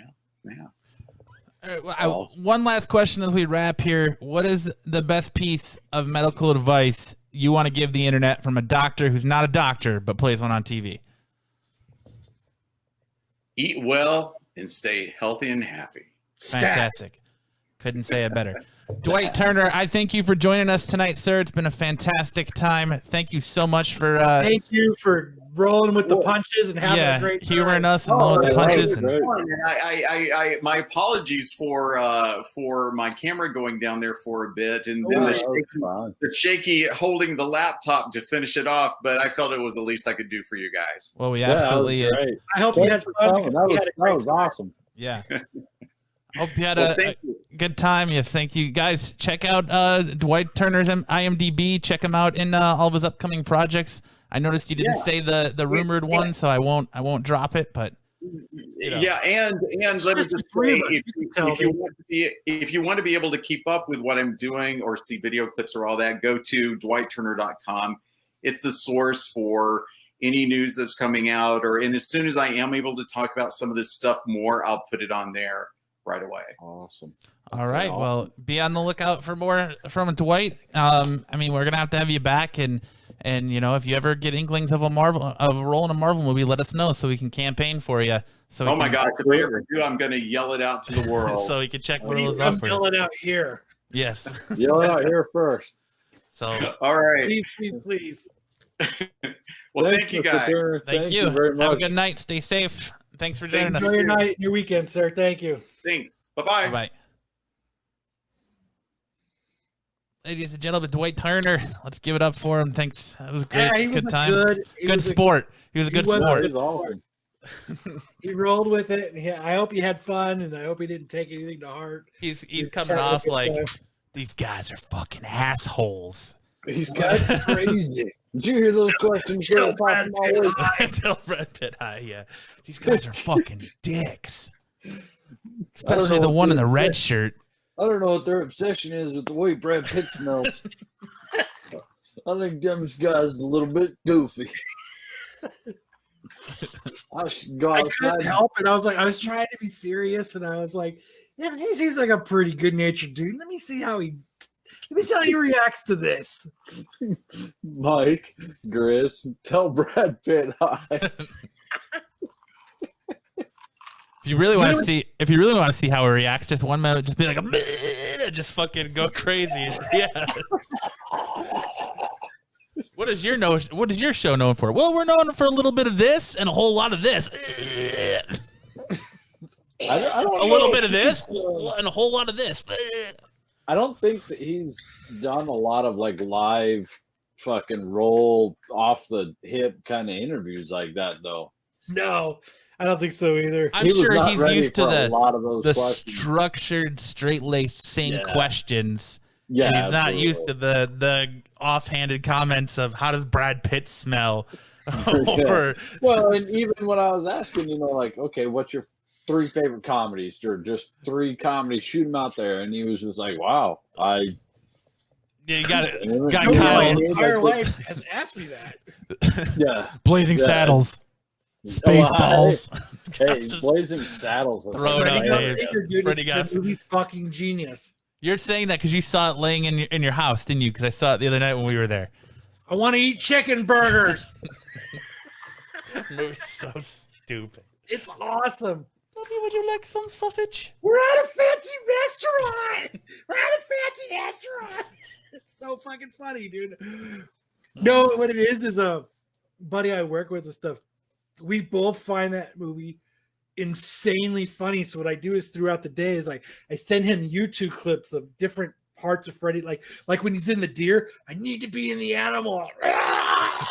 He's fucking chewing on the fucking intestines and shit. It's just funny. Ugh.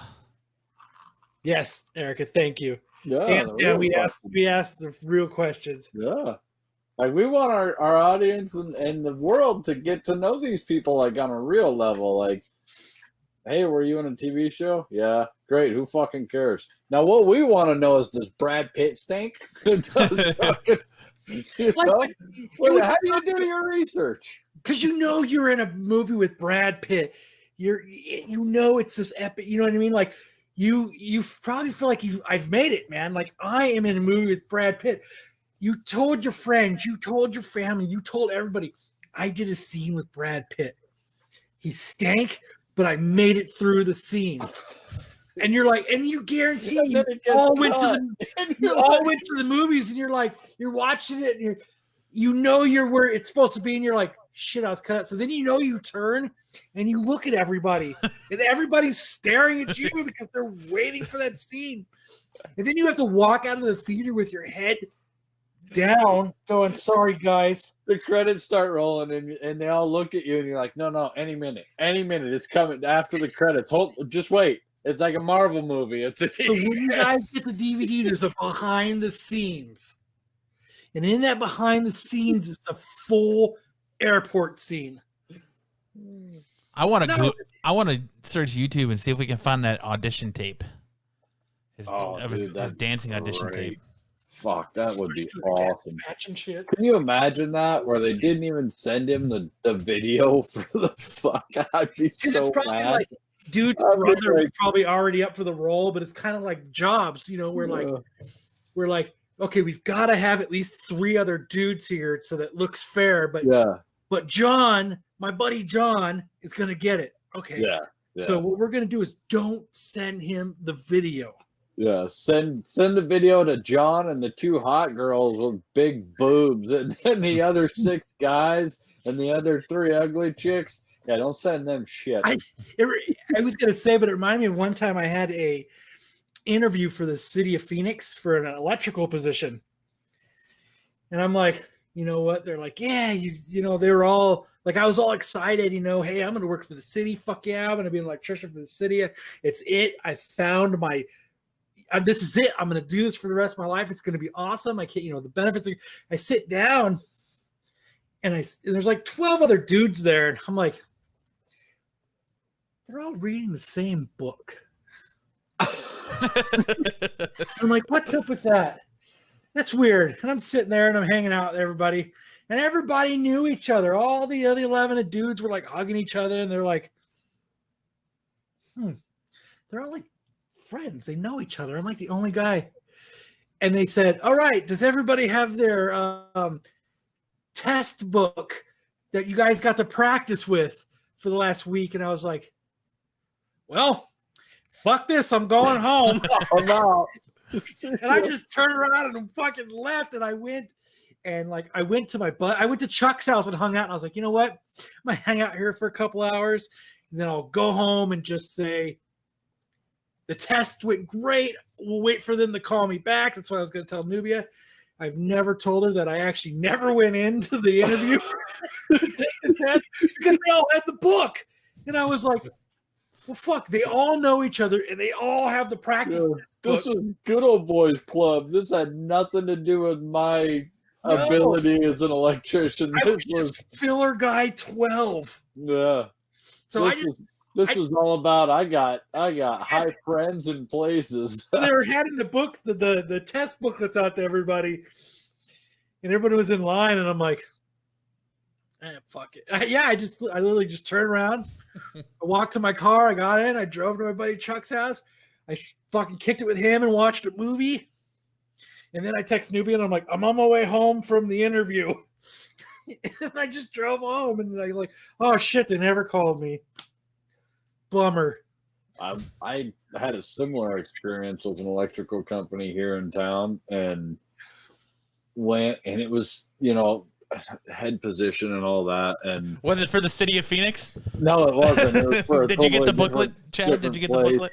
And I won't say too much because it'd be really easy to tell where it was because they're kind of a bigger outfit. But anyway, Parker I went in and I totally had qualifications. I could have done the job, not even a problem.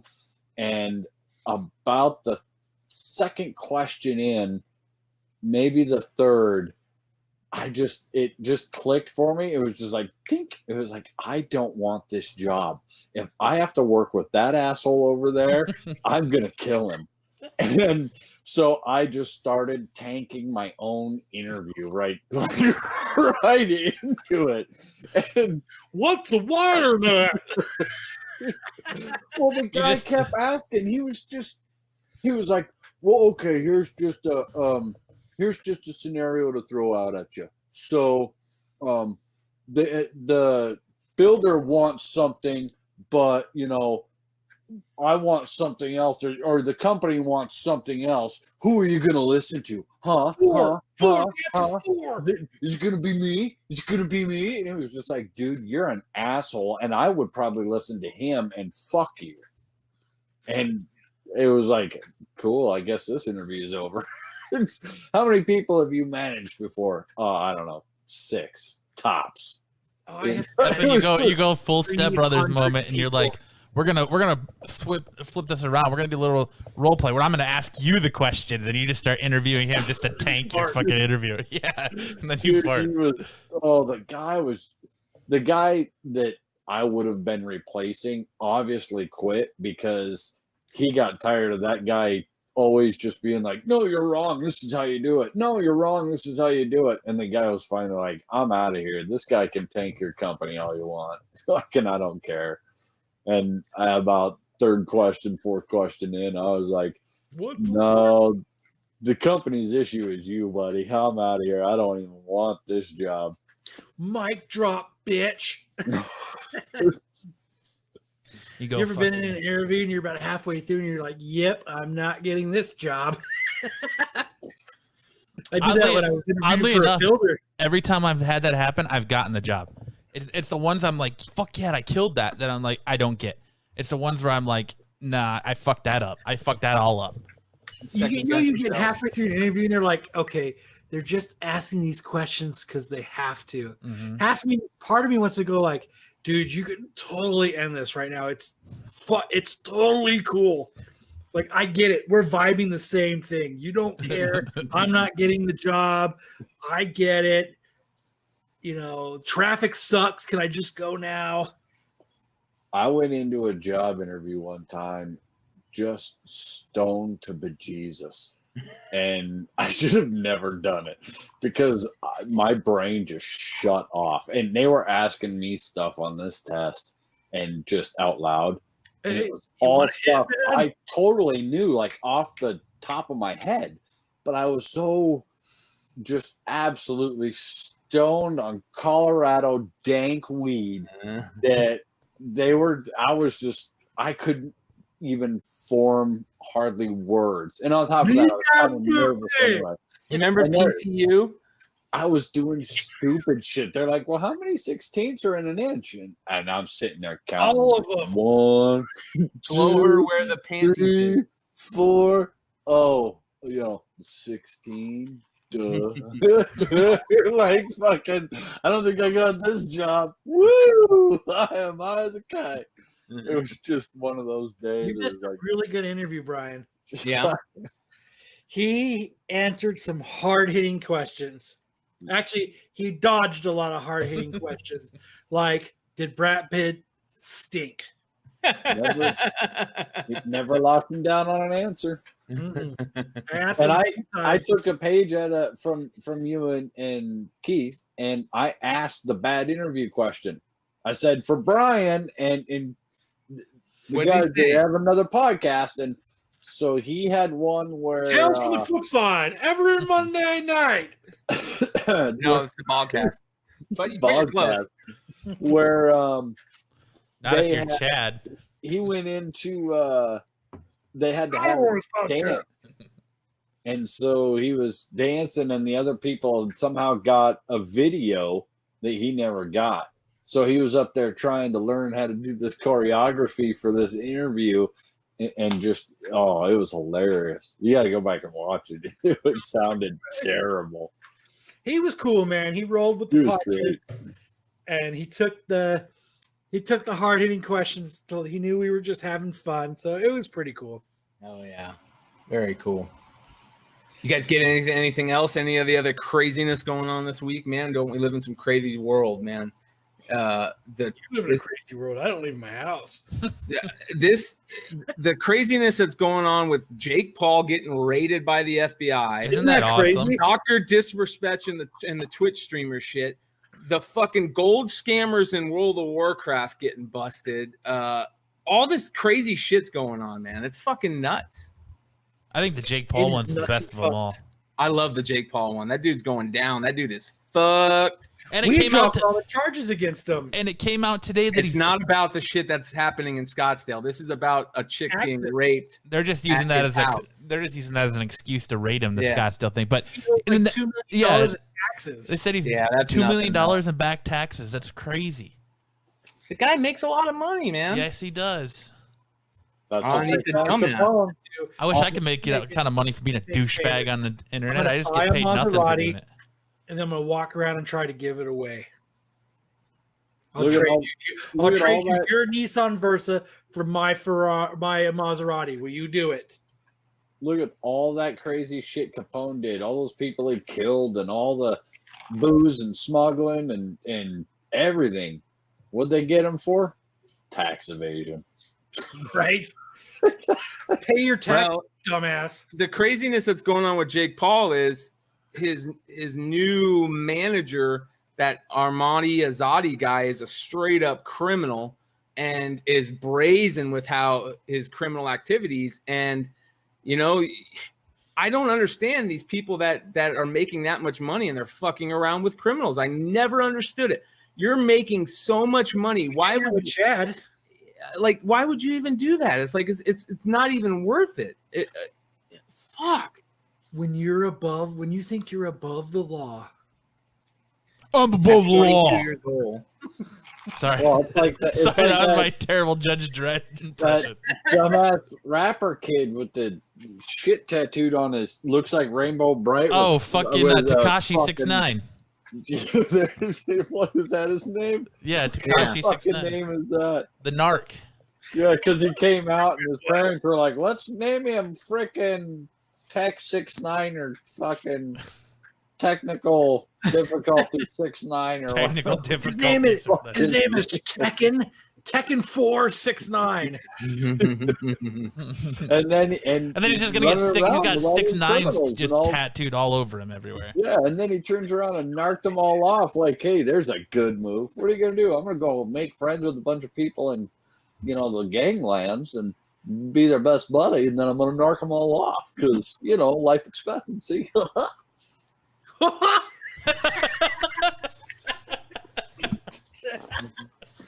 Fucking guy's an idiot.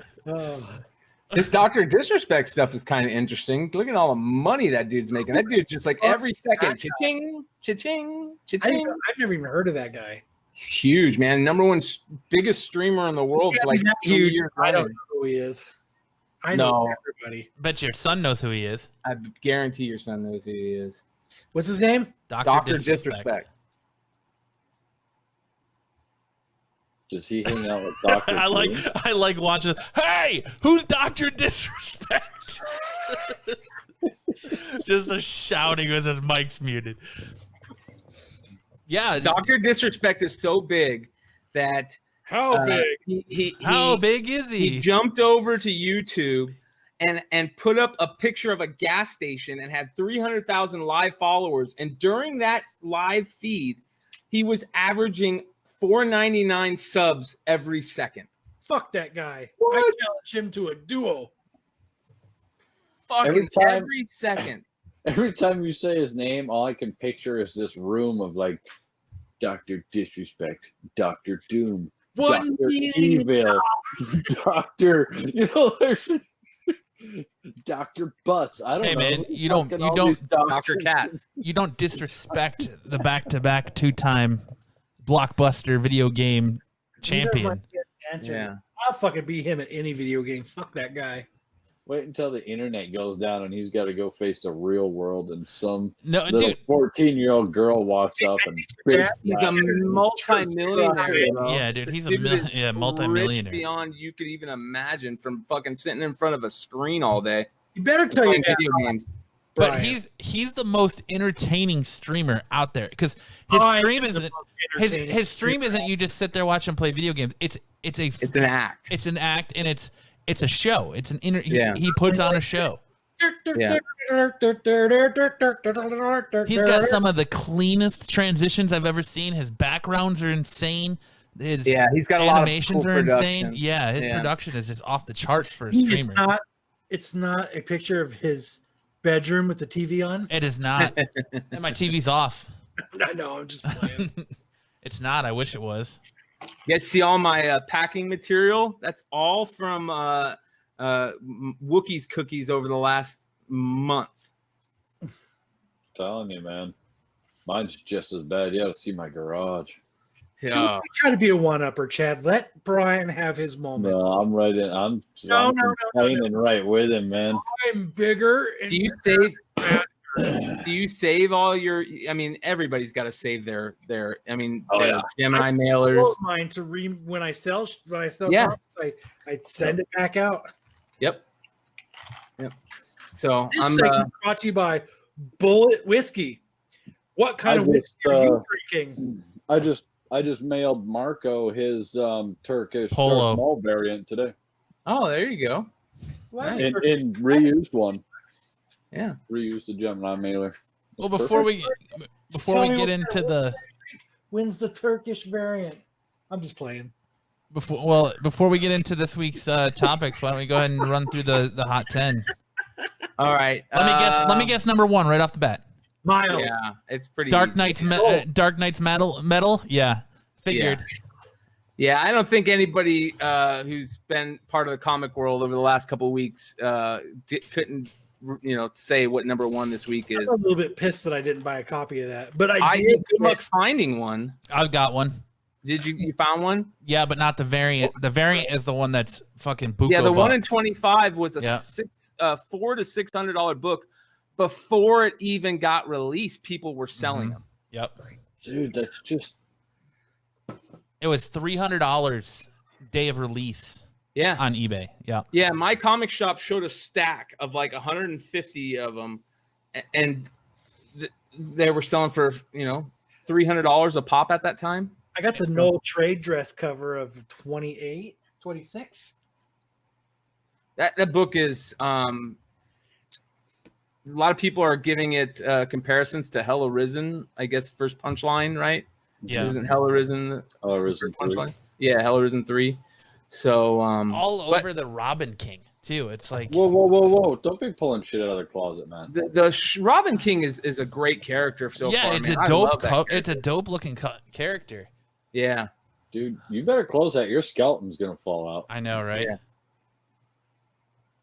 But and then you had the craziness in Empire 4. I don't know if any of you guys saw that. Big shout out to my pops who's in chat tonight. Yeah. One and only Waniac. What happened? What happened in Empire 4? The Waniac is partaking in drunken debauchery with Kyle, and Kyle asked which whiskey he's drinking tonight. My dad said Southern Comfort. So big shout out to the Waniac in the chat tonight. All right, let's get into the hot 10. Here we go. What did you say? What did you say real quick, Solo? You said something about. What's up with Empire 4? So the end of Empire 4, spoiler alert, they revealed that Hulkling and Wiccan are actually married. Yeah. I don't think that's so stupid. Yeah. That's so dumb. So you sat through Comic-Con, you sat through the Marvel's Next Big Thing panel, and they said Empire 4 is going to change Marvel history. Empire 4 is going to change Marvel history. Empire 4 is not changing Marvel history. They're just grasping at straws. They're Yeah. trying to. I feel like they're taking a look at some craziness going on in the world and going, let's just make people happy. Let's just give people whatever Your they. dad loves cigars more than you. I'm just letting you know. Yes, he does. He does. Hulkling and Wiccan have been together for a while, but to reveal the secret fact that they're married is not earth-shattering, changing Marvel history. Yeah, you're right. That is my new favorite fucking cover. Yeah, this is beautiful. This is Terrifying Tales number 13. That's all. Beautiful Golden Age cover for the week. Gorgeous LB Cole cover. You've heard the name probably a lot whenever I do the Hot 10. LB Cole shows up quite a bit. He's one of the He knows biggest. Nat, right? What's that? Nothing. Keep going. This is a classic Devil cover. A 9.0 sold at auction for $7,000. Fuck. Yeah, $7,000. 5.5 was the last known copy that sold I got it. last year for $1,000, and a 9.0 sold for $7,000. Beautiful cover. I'm collecting the wrong books. Yeah, Right. listen, people are going crazy for these modern books right now. They're paying thousands of dollars. You'll see book on here that they're paying thousands of dollars for modern books. And these Golden Age books can be bought, and these Golden Age books will continue to rise in value where the modern books, the majority of them will drop. So, Okay, so here's a question to you three. Do you buy this Terrifying Tales Golden Age book for $7,000, or do you buy one of these new Venoms, or one of the new? One of them went for $3,000. I think I already answered that. Yeah. I mean, what do you buy? Yeah. It's FOMO, man. It's fear of missing out, and you'll see that very heavy in the list this week. The second honorable mention is the bronze version of Negan Lives. It sounds like they're really stringing this one out. It was really cool the first couple ones, but we're gonna see a chartreuse one next. Obsidian color Negan Lives, and Papadopoulos. Well, the green. second print is blue. Yeah, I mean, You're blue. this is My balls are. this is the number one second. This is the second print. Is it? Is it? Yeah. They're considering it a second print. Yeah, this is the second print. Negan Lives number one, second print, bronze foil variant.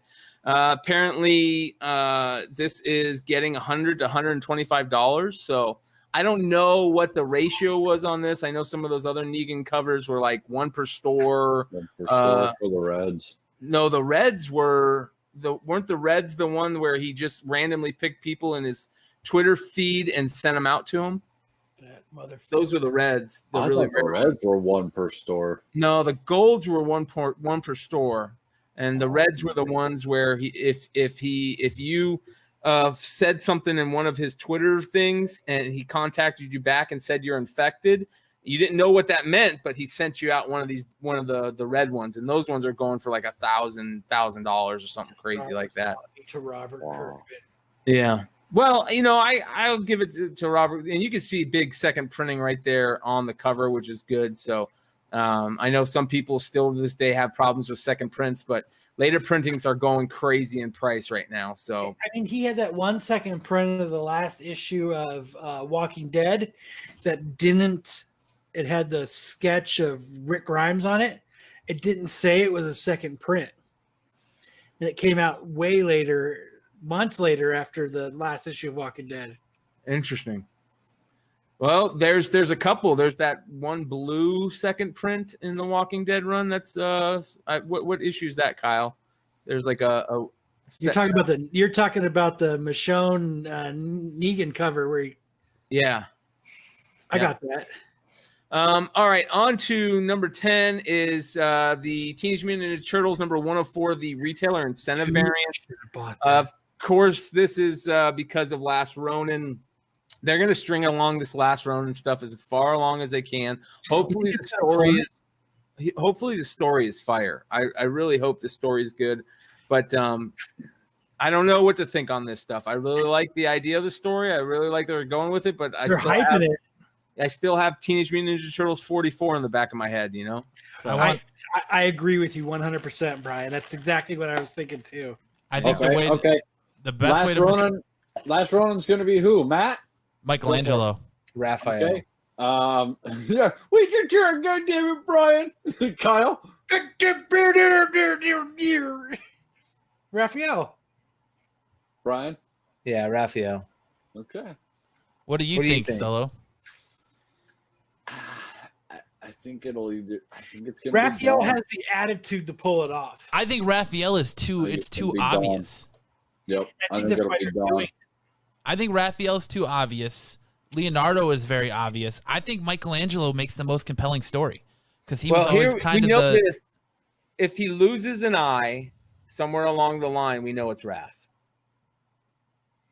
I think it's going to be Dawn. I don't know. I'm going for Wow, Michelangelo. I so think they're just Michelangelo going makes out the on a most. limb. I think Mike makes the most compelling story.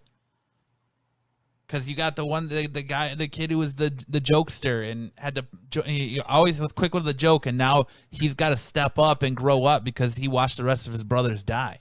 That's Wrath why I is the think kind of turtle that you have inspiration behind, where the rage and everything inside of him helps you make storylines for him. But And I think that's why it's going to be him. It's just because he's almost like a muse to write about. Like, it's harder to write about the other turtles. But they're kind of going. The Last Ronin's a tragic story. So what's more tragic than Michelangelo losing that playful nature? You and didn't say having Michael to go, Jackson. Yeah, he was. I was. Before you say Michael What's more tragic than Mikey losing that playful? Yeah. Fucking, Jackson. What the fuck are you thinking about? Michelangelo. No, sir. You were not thinking about Michelangelo.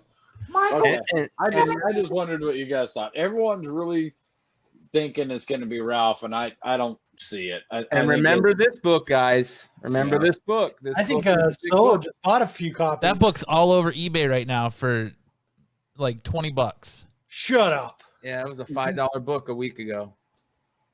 So, and it has Last Ronin in that book. So, Where? What? Let me see. Show us.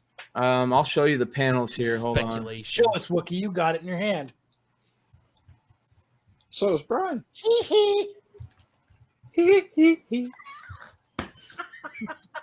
Michael. I'll show you the. Hey, that was So awesome. side note. That was the first concert I ever saw, and it's Michael still one of the best concerts I've I ever saw it. seen in my life. It was downright fucking amazing. Motherfucker moonwalks. Of course, it was amazing. Well, and I got to see Michael Jackson and the Jackson Did Five. he take you It was back? it was the Victory Tour, so I got to see his whole Thriller album prostate plus exam? all the Jackson 5 shit. Dude, it was amazing. Chad, I think you need a prostate exam. The fuck was that? For the right amount of money, Mikey, we can make a deal. I'll take you to Neverland. Let me stick this thermometer in your butt. Oh, it's not a thermometer. He didn't want to touch him. He just wanted to touch himself while he looked at their buttholes. Didn't you watch the documentary? Do you want to see my butthole? Hey, for a new house for my mom, I'd have showed Michael Jackson my butthole all the time. You can see whatever you want. Want to see my butthole? Hey, Bag. Mike, I'm feeling Andy. frisky. You want to see my butthole? Mom needs a new car. You want to see me dance naked? Mama gets a new house. That's right. And I'll dance like Dwight did for his commercial. I'm trying to find these panels from. God, this is such a sexy book. Let's see here. I ordered two, but they're not here yet. I can't. I'm not able to find the panels. But anyways, number 9 this week is this gorgeous. Show us your panels, Chad. Show me the Show us the panel, Chad. Open that bad boy up and show us that panel. Oh, here, hold on. Let me find it. Because I've never read it, and then I just got mine because Brian keeps telling me and showing me his that are all signed and beautiful and glorious, and I can't afford his, so I had to buy some cheap ones. And I was looking for the panel too because a lot of people have said and speculated that a bunch of because Kevin Eastman and Peter Laird started the whole Last Ronin story years and years and years ago and hinted to it in supposedly this book and another one, and I can't remember off the top of my head because I'm old and sexy. That's why. Because I'm old and sexy. There's a point in there where it shows a future thing, and it's supposedly the last Ronin future. You see the last Ronin with all the different weapons. He's missing an eye, and it's Raphael in there, as far as I remember. Let's see if I can find those freaking panels. That is kind of a cool Bounty Hunters fucking cover, though, isn't it? It is beautiful, and it's a second print. Really? Yeah, second print. It's brand new. It just came out. It's hard to find. Oh I my don't own one. I haven't been. From what I heard, it was a tougher book to find. So It is. So if you got cover artist, that's I forget his name. It's I forget. Awesome, Awesome McBadass. Yeah, you know you know who it is. If I said the name, Rob Liefeld. it is not Rob Liefeld. It's way too fucking good for Rob Liefeld. Yeah. If it's Rob Liefeld, dude, I take everything back I've ever said about him. But you know what, though? There is no feet in it. So you might be onto something. And he does have a lot of pouches. And that hand back behind him looks a little wonky. It could be a Liefeld. Now, there was a certain Never gonna get through the there was a certain No, we're not making Podcast. it through. there was a certain podcast people that I really, really like. Not as much as this show, because this show is number fucking one, folks. And if better you're not fucking say subscribed to this goddamn show, you're missing the fuck out. But Better listen to someone on Instagram posted this, and all the flame is like moving, and is not. it is. They did it so it was like moving in like live It is not action. moving. It's 2-dimensional, Chad. Tales from the flip What are you side. talking about? Tales from the flip side.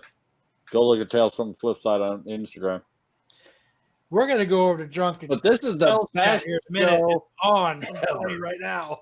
But someone put that on there with like live I did. action moving. Dude, that picture was money. Whoever did that, kudos. You Right. guys did some Congratulations, Brian. cool editing.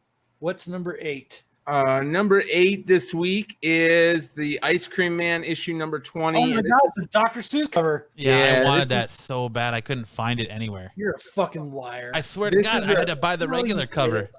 I had to buy the regular cover because I couldn't find the Dr. Seuss cover. Okay, This is stupid bastard. this is a crazy story about this cover. Basically, I guess the original cover was canceled because the artist has some sexual allegations suit thing against him or something like that. So they needed to come up with a quick cover idea, and this is what they came up with, which It's is fucking kind of cool. cool. Yeah. So what a great idea for a quick cover, and it's going into a second print. The second print is another Dr. Seuss homage. That's pretty cool. Hope it's green eggs and ham.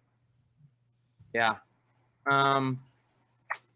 Trying to find this damn Christmas special on read, but I can't find it. I'm not If gonna you're worry not, about it. I mean, if you're not reading Ice Cream Man, I can't. I am not. explain enough how interesting that book is. If you Is it as like, good as Plastic? what's that? You remember that comic Plastic? Yeah, it's Is it as good as that one? it is. If you're like into odd, like strange, kind of eerie, creepy type, I totally am. then that was Ice Cream Man's the book for you. Sweet. I need to get Ice Cream Man then. And All each right. and it's, Issue 20. every issue is a different story. It's not like it's I'm trying to think. Issue 20. I have to think that Look at that. It is Ralph. I have issues of that because I had to have tried that for a number 1. Yeah, because in the inside there's like a whole like Dr. Seuss type, green eggs and ham type thing. All right. It says, "Would so you like yeah. to smoke weed laced with coke?" Doesn't everybody? Not Brian. Oh, you got one, Matt, huh? Yeah, but not the. I don't have the that cover. I just have the normal Oh, cover. okay. We got one into the shop, and it was for a guy.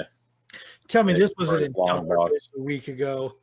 This book is getting raw sales of $200 to $235. That is in dollar bins. Nope, not anymore. Well, it was 2 weeks ago. Come on. Yeah, maybe. Let me see. Since Brian's gone, Young Avengers #1 is number 7 on our list. The Kate Bishop stuff. I really don't think it's about the Wiccan marriage, which some people think it is. It's definitely Kate Bishop. They're not That Haley Stansfield chick has been cast as Kate Bishop. So, $235 raw. Could this be $1,000 9.8? Yeah, it could with the craziness that's going on. I give it 2 more weeks. Here you go. This book is back on the list. Look, You guys are out ready to get angry? Yes. Another week, another set grand. of record highs. A 9.8 sold for $1,750. A 9.6 sold for $750, and a 9.4 sold for $630. I have that book, and it might be for sale. This book is hotter than stocks, man. What's driving this book? What's driving? One is it's Yeah, he's going to be the fucking last Ronin. and Casey Jones' first appearance as they're talking about. Here we go. Hold on. You got Ralph, it, Chad? Bring it back up. So Ralph is just fighting him. It's not Ralph. Ralph is fighting. Ralph? Yeah. You mean Raph? Ralph. Yes, Ralph. Ralph? Fifth Ninja Turtle. That's their cousin Ralph. No, but he's not fighting him. He's being shown his future. Yeah. God damn it! I'm trying to Happened. go. What the fuck is I was trying to go full screen on Solo, and it's not Trying to letting me. Full homo? Are you going full homo, bro? Holy shit. What the fuck? Trying to go full homo on Solo. Yeah, trying to add Solo, and it's not letting me. God damn it! I don't know what the fuck I did. So there you go. There's him seeing his future. Yeah. I might have that for sale. I don't think that's the last Ronin. I don't. Well, we'll see. You never know. Yeah, we'll see. Ralph would be such a good Ralph. character for that. Ralph. Ralph would be such a great character. Canto #1. Here's another crazy one. This raw prices are up to 120 plus. 9.8 copies are selling for 500. This book is crazy. People love this book. It's going to be an animated series. It's going to be huge. I don't know if the buy-in is still worth buying in at $500 for a 9.8. That's crazy, but really tough book to get in high grade because of some type of printer issue where it had dimples on the spine. Dimples. Yeah. Has anyone read Canto? Is this good? Is it Nobody bad? has read it. It's really good from what I hear. A bunch of the guys on the flip side read it. They did not. They're fucking liars. And it's kind of like Bone, like where people, it's kind of meant to be like a book for young kids, but adults really like it. So it's gonna be a big screen property no matter what. So if you have one, you might think about holding on to it, unless you need a little 500 spot in your pocket. What is Canto? What's it about? It's about this character. It's kind of like medieval goblin stuff. Are you just going off the cover? Yeah. On to number 4 this week, Star Wars Legacy #1, the third print, which is this is a gorgeous, gorgeous cover for the third print. I like the third print cover better than the first and second print. This book was a $30 to $50 book, and all of a sudden this week it jumped to 100 plus.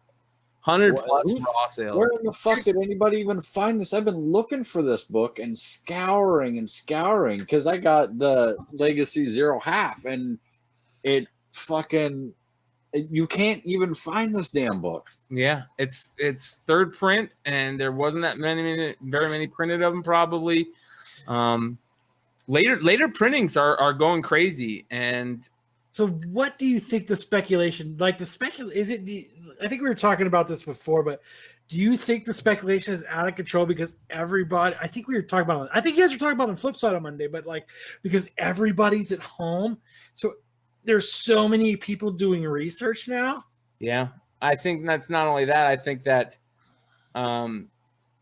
it's making money. And when things are making people money, people catch on and they get really involved and it becomes an analytics thing. And what's the next best thing to find? And, second printings later printings in the past 10 years have, shot through the roof. They've been much more collectible in the past. We've talked about that a lot, but Nobody now more than other second, third prints. Like if you had a second or third print, people were like, yeah. But now it's like, I want the third print because it's got the trade dress on it, and it's only got 9,000. It's only like a 9,000 print run. Yep. Yeah. Yep, that's exactly it. And this is also a big book because it's got like 10 first appearances in it. That's a lot. It's like a Strange Academy. Yeah. Number 3, gorgeous cover. This is Ultimates number 2, the second printing, homage on the what do they call that man? The something man, Da Vinci. I forget what they call it. No, I can't. Something man. Yeah. Anyways, I like the Spider-Man covers that they did for this, for the Other and What If. I love this homage. People are going crazy for the Lifebringer Galactus, where I guess he's the opposite of the World Eater. He saves worlds in the Ultimate Universe or something. But this is all hot because of Donny Cates. And sales have shot up for 100+ on this book. Donny Cates. He's the reason the Ultimate Universe was destroyed. He destroyed it. Yep, but he's bringing that into canon. He's bringing it into 616. So, yeah, this book is crazy. There's a 1 in 25 for this also. That's really hard to get. So, Vitruvian Man. That's Vitruvian Man. Yep. Yeah. Big shout out to it was that I'm gonna mess this Haikuru. Yeah, thank you for that. Yes, definitely. Hey, big shout out to everybody in the chat. Thank you so much for being here and just having a good time with us, man. Yeah, the chat's great tonight. Yeah, it is. Chat's always great, you guys. Yeah. Number 2 is a gorgeous Fiona Staples cover to Miles Morales. That's a second print, isn't it? Yeah, this is the 1 in 50. You guys ready to get sick again? Dude, that thing is going crazy, dude. 9.8. 9.8s were $250 at the beginning of this year. A month ago, they hit 1,000. This week, $2,200. Fuck me, dude. It's a fucking dope ass cover. It is a dope ass cover for sure. $2,200. Do you have this cover, Matt? No, I don't. I wish I did. It's the 1 in 50, you said? 1 in 50. Yeah. Beautiful, beautiful.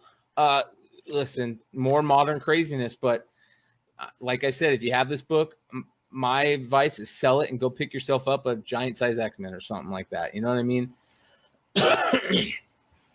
And of course, number 1 this week, Dark Knights Death Metal, Legends of the Dark Knights, the Kari Andrews 1 in 25 variant. I don't know if you guys have ever noticed this, but do you guys see the eyes in the Tyrannosaurus Rex mouth? Yes. That's crazy, right? I never noticed that until a little bit ago. Somebody pointed it out. Yeah, look at his teeth too, though. His upper teeth are all bent in. Yeah. Like they're all fucked up. Like that It helps you not eat even. better.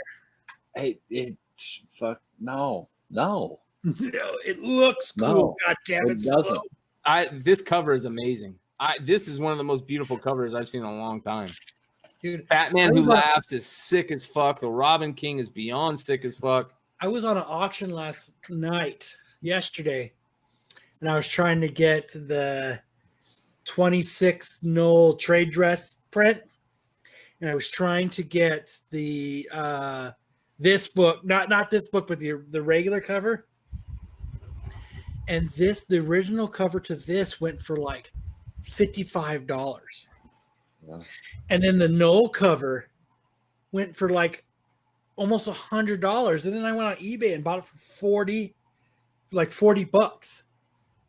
Like people on these live auctions are going crazy for They these are. books. They're going nuts. And in a year, they're all going to be butthurt and sad because their book ain't going to be worth jack shit. That's when I'm gonna buy them. Hold on though. This book, it's crazy out of hand price right now, but this book could be your next Teen Titans 12 because the Robin King is gonna be a big character. People already love it. He hasn't even been full appearance. Look how dope he is, though. Like I know, right there in the cover, his costume is dope. No, dude. Well, this isn't the cover that I like with him, though. I like the single cover where it's just him on it, and he's standing next to the Robin Birdhead skull fucking thing, and that cover is dope as shit. I haven't seen that cover. Federici does that. Federici, yeah. That cover this past. Okay, you guys got to. Here's my little secret. Little dive into Solo Land. All right, this is how Solo works.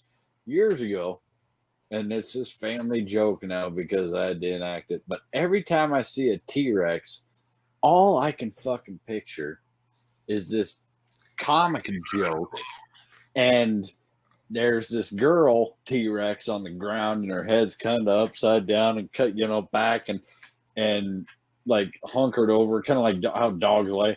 And then there's this guy T-Rex, and he's all up on her and like humping her and stuff. And underneath it says, "Pull my hair."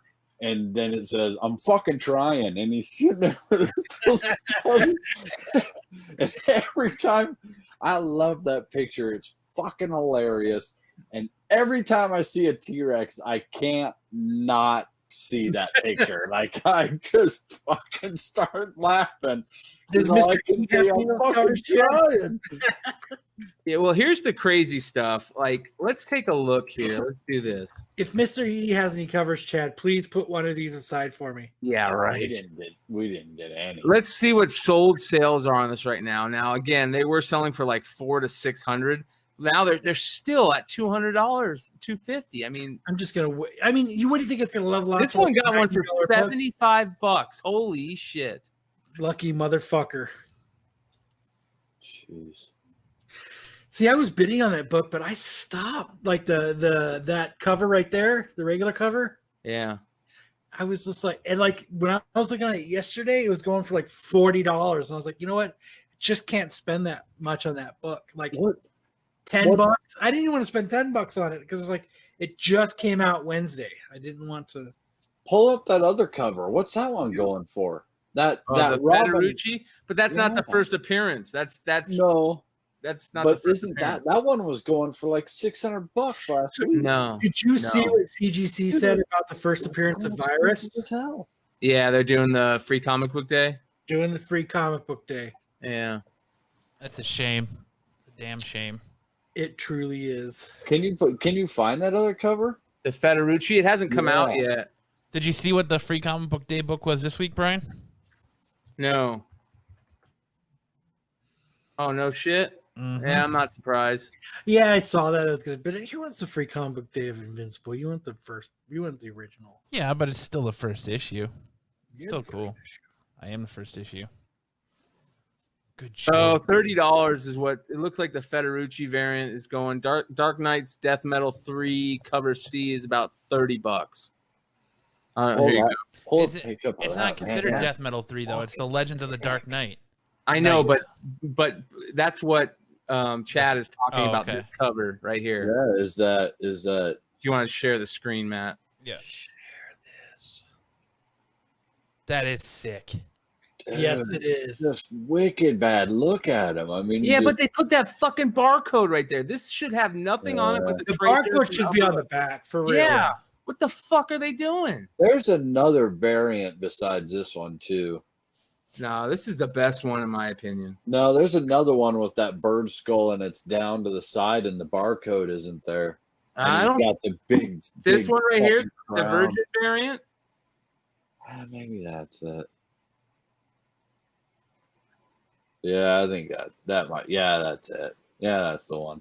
Yeah. Look at how clean that is. God damn, that is cool. That is a cool cover, right? But I don't know if there is a Virgin variant to it because this hasn't even come out yet, and this is just the image, so it's a pre-release. So I think the real image is actually that the one with the trade dress. Yeah, see, it is. Damn, that's dumb. Yep. I like it better with a So fucking dumbass barcode on it. Yeah. Why maybe would the one I saw was at Sanctum Sanctorium. Screw might the have Dynamo. been- I agree. It might have been a exclusive. Yeah, that's crazy, man. That's still a cool cover. Saying that so many books are coming out on the day it comes out is they're exploding in price. Yeah. FOMO, man. FOMO is a bitch. I just It's if I'm dropping money like that, I'm gonna go get TMNT #1s, and I'm gonna go get You're not going to get a Golden TMNT Yeah. number one for that. Yeah. No, for all these other prices, for these crazy $2,000 and TMNT number one's like a shit like $40,000 book, right? I think if you want to get a low grade one, you're looking at 10 to 12 grand. Yeah. It figures though the week Yeah, I that's go what all I'm in on a saying. Peach Momoko cover, it doesn't fucking hit. God damn it. You The Horizon Zero Dawn Peach Momoko variant. That's going to be a good book because that's going to be a movie. that's it's gonna already be a video that's gonna game. be a long term. Well, it's been optioned for a Yeah. movie now. Yeah. I don't get it, man. You don't have to. Just ride the market, buddy. Ride it like a surfer, man. Chad, have you seen Peach Momoko's Spider Woman variant? Yes. It's Did you order one? clean. No, I did not. The one that I do like that she did was if it's still the one that we're talking about is the same one is the Comic Tom 101 version. I still think her best cover by far is that Usagi Yojimbo one. I think her Turtles one.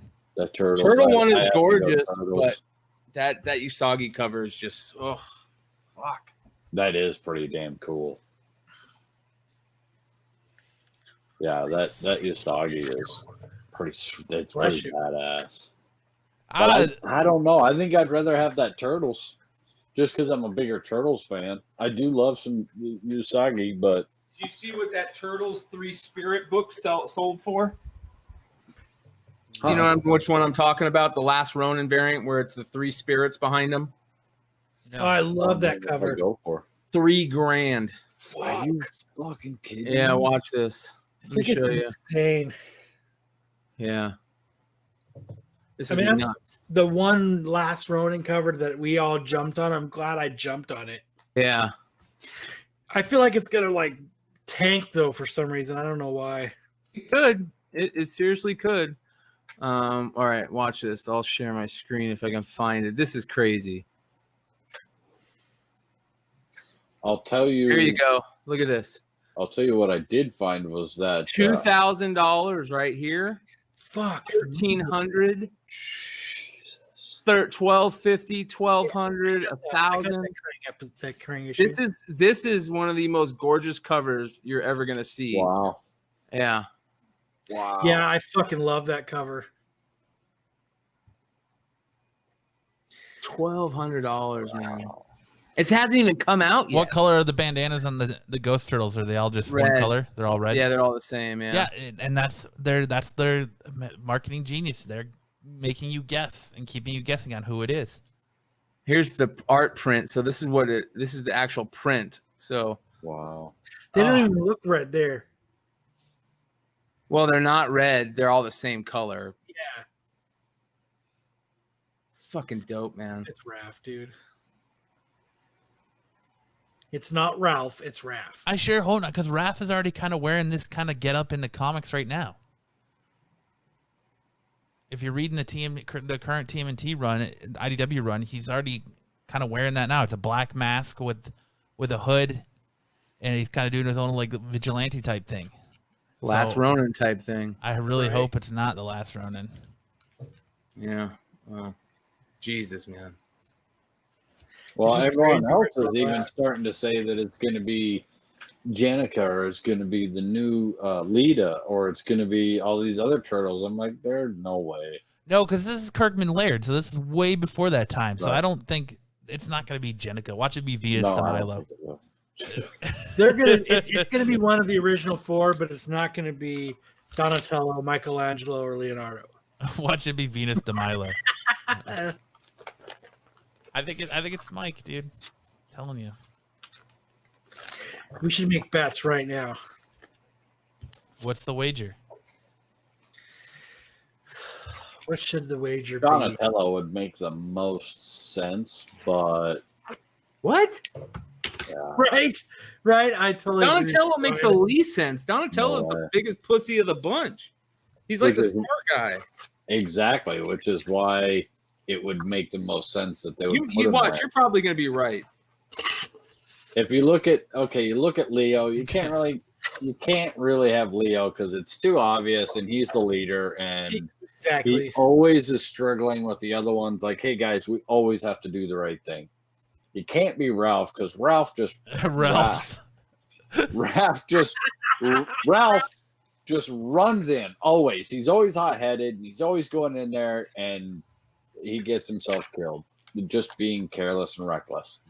And it couldn't be Mike because Mike is just the goofball that he's a great fighter. He's really Get God, serious so cool. enough to be the last But one.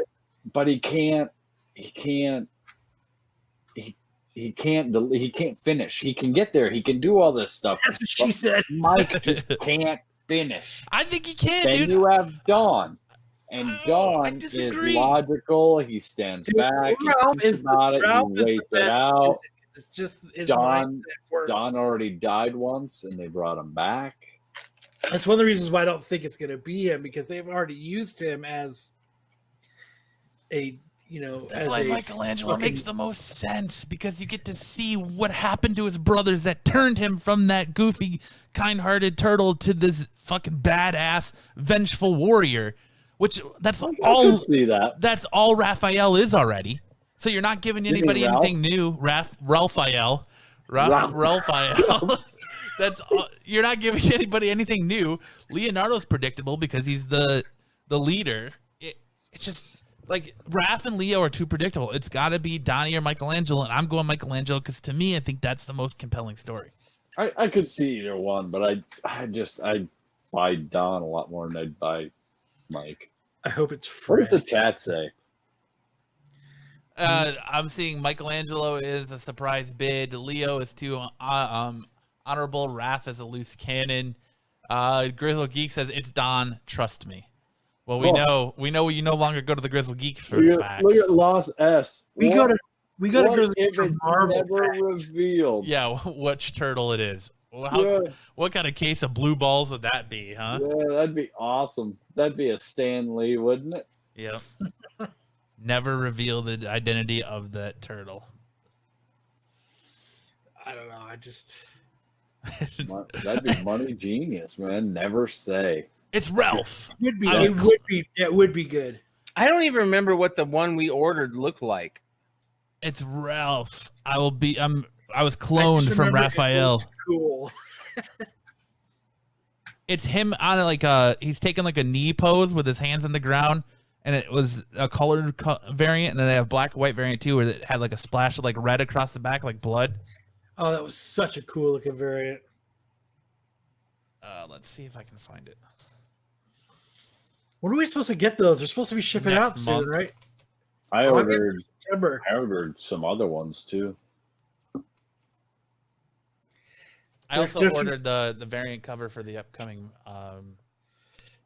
Venom 26. I wish I had absolute money like you guys so that I I can't. could order these I've books. been waiting until November, man. You guys with this absolute geek money being able to fucking order I books. wish that was the case, my friend. It should be the case.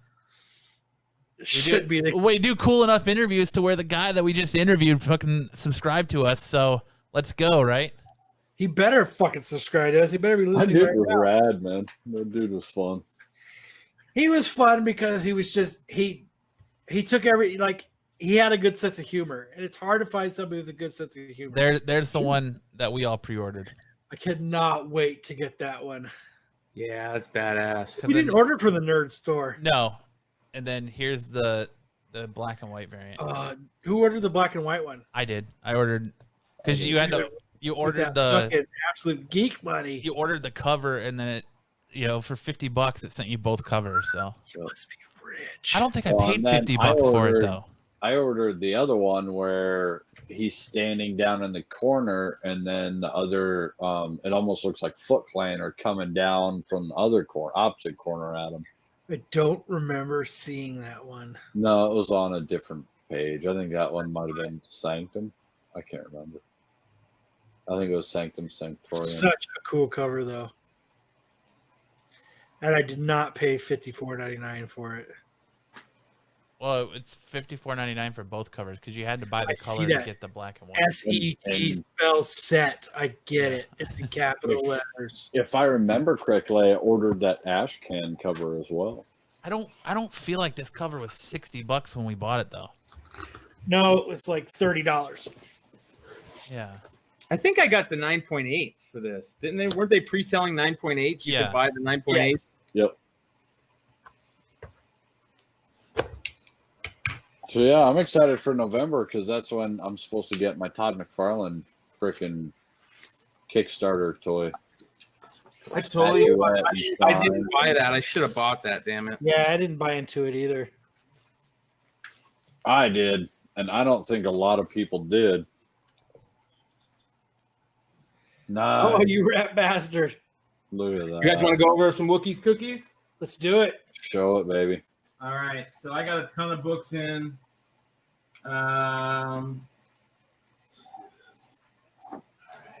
I'm your Venus. I'm your fire. I've got I got those Snake Eyes books, which was Yeah. cool. A Liefeld cover, right? No, this is the San Diego Comic-Con IDW variants. Yep. So I got two of those. I got this one. This is the Storm Shadow. Oh man, I love variant. that. I love that. Yeah, it's such a You cool guys cover. just saw this. This is the Albedo #2, Stan Sakai's daughter, the Chibi variant. That's Then cool. I got the foil variant of Albedo #2. Wow. And then I got the foil variant with a sketch and signature on it. Nice. Stan Sakai, yeah. Damn, that's cool. Didn't even know I ordered these. I swear I think somebody sent them to me because I was Oh, angry. I was so sour because Chuck ordered them and I thought I tried to order them and didn't get them. And Chuck said he got them, but I got them in the mail. Nice. Oh, you probably ended up ordering them then. You I probably- don't know. too RSO. Too much Yeah, RSO. Yeah. Me and my dad, we know about that. Shout out to the one and only Solo Wookie for hooking these up. Beautiful. Oh, those are awesome. Yeah. So And so Scorpion Comics, we no longer carry them. They put the kibosh to our dealer, and they are only online now. Got Oh, another you one of these. fucker. yeah, got another one of these. Nice. I should have never sold that. Got two still in the bag of these. I'm not gonna say which wizard it is. You guys go figure it out on yourself. But I as you already can know. see, Marvel Knights preview. Who's on the cover right there? Yelena Belova, or whoever that chick's name is, and the new Black Widow. So that's pretty sweet. We got this is some cool stuff right here. I got this. Look at this. I didn't even know about this. Marvel Knights magazines, Daredevil. Look who's on the cover though. I've never seen Girl, that. Black Widow, more girl on girl action. And look at that. Holy shit. Right? Is This is one is there a centerfold? This is one of Jesse James. Look at this. Is there a centerfold? There's a really good article in there. Oh God, I hope so. So I didn't even know this was out here. This is I don't know if this came out before her first appearance in the comics. I don't know, but that headline right there is kind of crazy. It is crazy. It's awesome. Dude, I got 100 books and magazines with that headline on it. This is cool. Farlog from 82 or 83. It says, "Will Han Solo return?" And in the inside it says it's talking about Revenge of the Jedi. Nice. Yeah. So if you guys don't know that story, the original title for Return of the Jedi was Revenge of the Jedi, and they changed it. And this is before it came out. And as you guys, yeah, it's a good magazine, man. That was a solid pickup right there. That's so cool. yeah. I'm jelly. Yeah, this is all because I got to hang out at Jesse James Comics all night and go through his magazines. I'm going to show you guys some crazy stuff right here. Early Ahsoka appearance. Yeah. That's crazy. That's a big time book. Beautiful. Oh, nice. That's sick. That one, I'd probably send that one off to get graded. Look at this one. That one I would send off to your good old pal Solo. I was waiting for that one. Here's the crazy stuff, though. Now, listen, you guys. You can find these still out in the wild. Peter Renna from Dollar Bin Digging found a couple of them right after I found mine. Yeah, Star Wars Rebel magazine. Yep. Early or we don't know yet for sure, but early or first appearance of Sabine. And here is the big book. A newsstand version of it. Yeah. That's a big book. That's a huge book. This is kind of cool. This is the 1994 San Diego Convention Magazine Comic Book Expo from 1994. It's the San Diego Comics program. Look at this, dude. This is crazy. Look how thin it is. Look how thin it is compared to today when it's like a fucking catalog. Yeah, wait until you see some of the crazy stuff in here, though. Holy shit! What was that Gene Simmons stuff? Look how small it was back then. Wow. Yeah, it's got all this crazy art from. And that's when 1894 when it was that small. Yeah. Is that what I said? No. Oh, no. Look at that. It just today. I mean, you compare it in your mind's eye today, and I mean, as a comparison, and that had to be 100 years ago that it was that small. How cool would it be if you opened this up and it was all signed? Oh, yeah. That's where you're supposed to get your autographs, you know. I've seen Jesse James has a copy of his first San Diego con, and it's a little magazine like this, but on the inside he's got all the signatures from everybody who was there. Of course he does. Yeah, right. The guy is crazy. So yeah, that's my my goodies for this week. That's awesome. Yeah. Nice pickups. Did you guys get anything? Nope. I only got that Turkish variant in the mail. Oh yeah. Yeah, this is another good one too. Be on the lookout for this one, guys. This one's still bagged. That one's hard to find. This is the first appearance of Darth Maul in anything. Yeah, that's hard to find in good condition, let alone find. Yeah. That's a sick score right there. Yeah, I love stuff like that. I think Darth Maul still is he's needs to be utilized more. They need to hurry up and do Dathomir. Oh man, his stuff, I'm telling you, in the next 2 years, his stuff's only going up. Yep. We have not finished seeing him. For shizzle.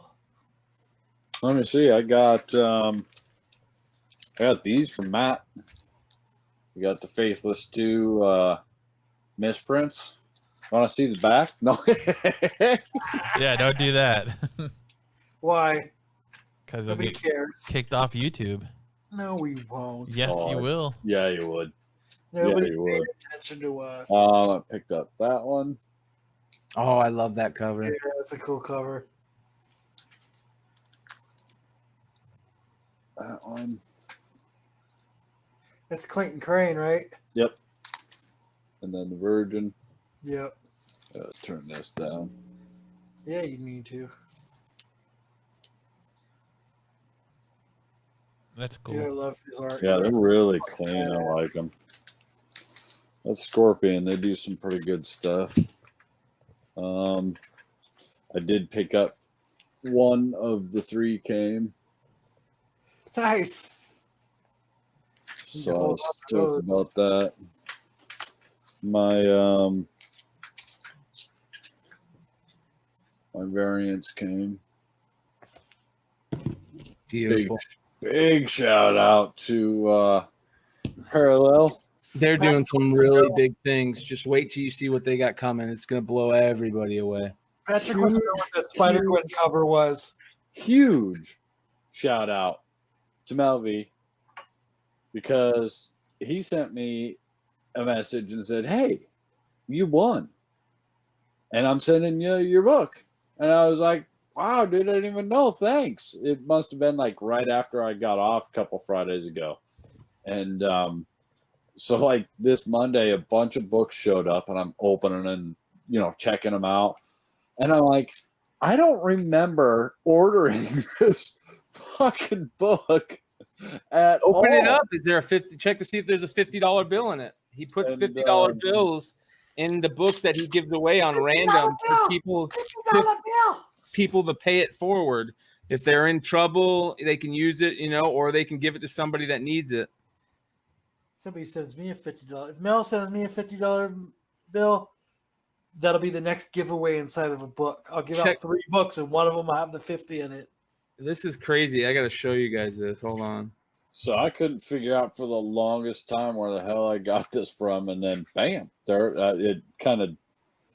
it dawned on me. I looked at the address and the name, and I was like, "Oh, that's right, I won." So big shout out to Drunken Chat, son, and thank you for the book. And I will have to go on and pay it forward and set you guys up with something. You can pay that $50 forward to me. Check this out real quick, Matt. Let me share this since you're talking about it, Chad. This is one of the winners.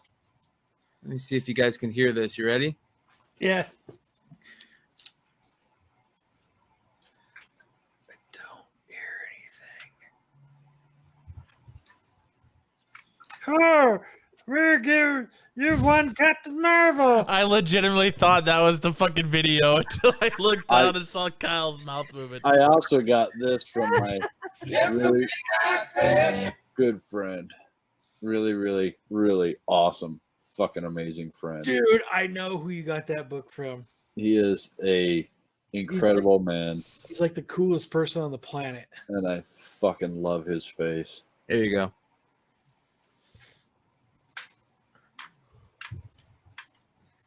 Good morning, IG comic family. Yo, something crazy just happened to me, totally unexpected. All right, so if you guys don't know, there is a great YouTube channel called It's Drunken Chat. I will leave the link in my bio. It stars one of my favorite Instagrammers, Mel V. And apparently, while watching one of the shows, I actually won something. And it's this book. Now it's the Captain Marvel #8, first appearance of Star. This is the I think it's the 3rd printing. Really low printed book, very sought after, and I won this in a beautiful 9/8 copy. But check this out. There was a surprise inside of it, and the surprise was this. That's so dope. $50. Listen to this. The reason they gave me $50 is part of a pay it forward program that they had. So I can take this money, I can keep it, I can give it to maybe a struggling comic book shop, or just, you know, maybe a family member that really needs the money right now. That is super dope. A lot of times, you know, we say things like, you know, this community awesome, but this is the kind of stuff that makes me exactly know that this community is just crazy, crazy, crazy awesome. Thank you to Mel V. Thank you to the guys at It's Drunken Chat. It's an awesome YouTube channel. They never get enough views, in my opinion. They only have like about 20, 30 people watching. So, yeah, probably one of pretty cool, man. Mel's such a cool That is motherfucker, cool. man. He really is. Yeah. And that's the whole key. I think we're trying to build a community here of like-minded individuals that are just trying to have fun and be cool with each other rather than be a bunch of dickheads and I can't wait till Mel comes on the show. Yeah, man. It's really cool to see what the YouTube comic community and IG comic community is doing. We should do a simulcast. While Mel's on here, drunken chat is going on. Yeah. We need to, me and you, Brian, we need to get with Mel. We need to make this happen.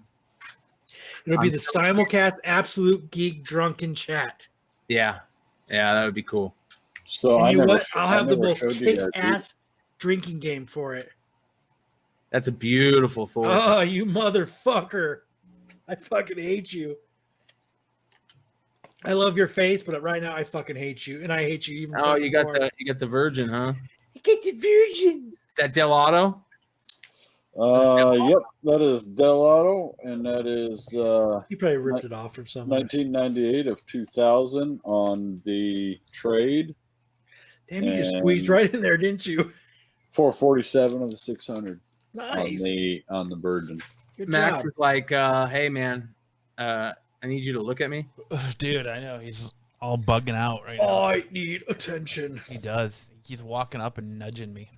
I won't even go through the 900 Star Wars books I got in the last couple of days because I will spar you guys from the. I know an awesome dude that got you a bunch of Star Wars books. He's like, why the fuck This is just the Dr. Aphra. Jesus Christ. That's not even the Star Wars the rest that I got from Kyle. You have that Dr. Aphra #1, the 1 in 25 variant? No, I don't believe I do. No, I don't. That's a sweet cover. Yes, it is. And that thing's going. So supposedly that just sold for like $2,000 or $3,000. And a 9.8? Yep. Wow. Yeah. But because I know a certain incredibly fucking awesome certain someone, he did have that third print of that. Where'd it go? Where'd it go? I think Dr. Aphra variants are something that people should be looking at to try and pick up. Oh, the third print of the first appearance of Dr. Aphra. Oh, yeah. Beta run? Yeah. I just got that from Kyle. Yeah, Dr. Aphra is supposedly looking to be a TV show. I'm not looking. It's guaranteed. Think so? You think it's guaranteed? I hadn't heard that they had sealed it. 1,000%. Really? 2,000%. Well, that is not a bad deal. Oh, I did get these too. I got 2 of these. Oh, where'd you God of Thunder? No, the new Thor #5. Oh. It looks like God of Thunder. Yeah, it looks like Jason Aaron God of Thunder. Is Gore the God Butcher on there? Oh, I thought that's right. I thought that was Gore the God Butcher. Never mind. Nope, I just picked those up. And a Star Wars Forces Unleashed and all kinds of Jeez. Nice. Star Wars Tales and Outlander series and the Hunt for Outlander, the Hunt for Aura Singh.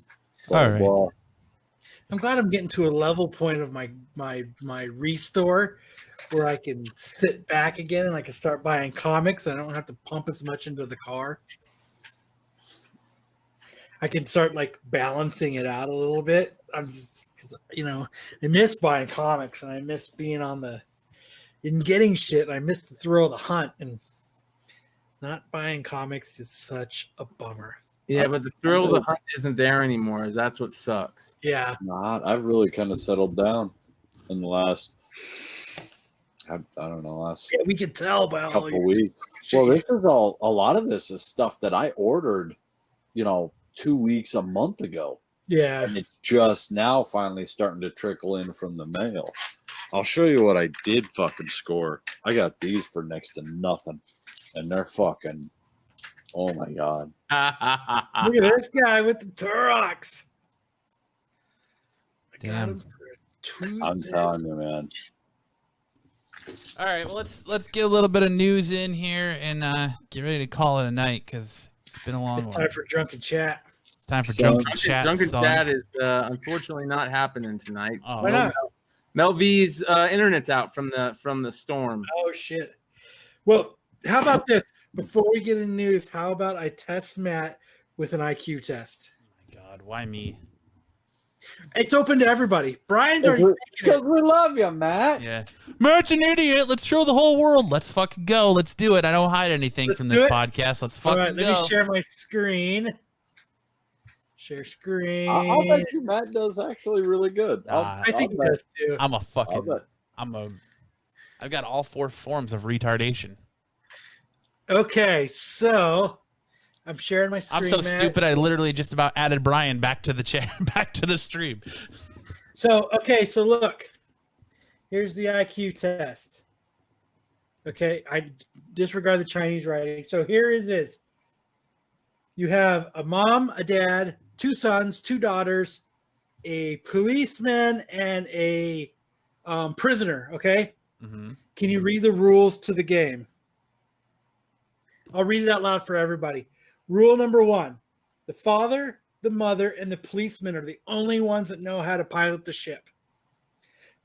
Number 2: the mother cannot be alone with the children.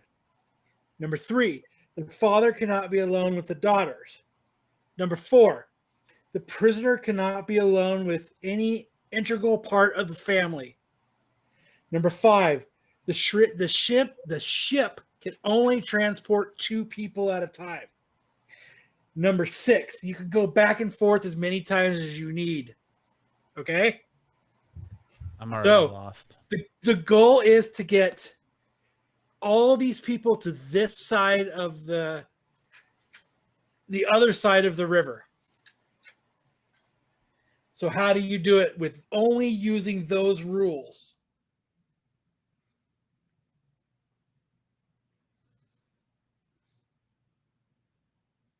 Matt, I don't know. I'm lost. what do you mean you don't know? I don't know. You're not even going to try? I'm not even gonna try. Chad, 1, I can't see it. 2, I don't remember the rules. the rules are at the bottom. I can't read it. It's so Yeah, tiny. nobody can read it. It's tiny like your pecker. So who can pilot? Wait, there's only 3 people that Can you can see it pilot. now? So, So only- the father so pretty and much- mother are the only and the- ones, and the policemen the are the mother, only ones who can pilot the boat. the adults are the only ones that can. Okay. Can you read it now? Yeah. Is it better now? The mother cannot be alone with the children. The Which is father weird. cannot be alone with the daughter. Which is even weirder. The prisoner cannot be alone with any integral of the family. Mm-hmm. So it's going to be So to get everybody across the river, what do you think you need to do? And I'll give it away. How many people can you put on the boat at once? 2 at a time. Only you have 2? to- Only 2, but you got to follow these rules to get them across and back. Oh, just across. I can give you a hint if you want later. Can I juggle the children? You can do anything you want, and it'll let you know when you did something wrong. So let me know who you want, and I'll put it on the ship, and I'll try to send it over for you.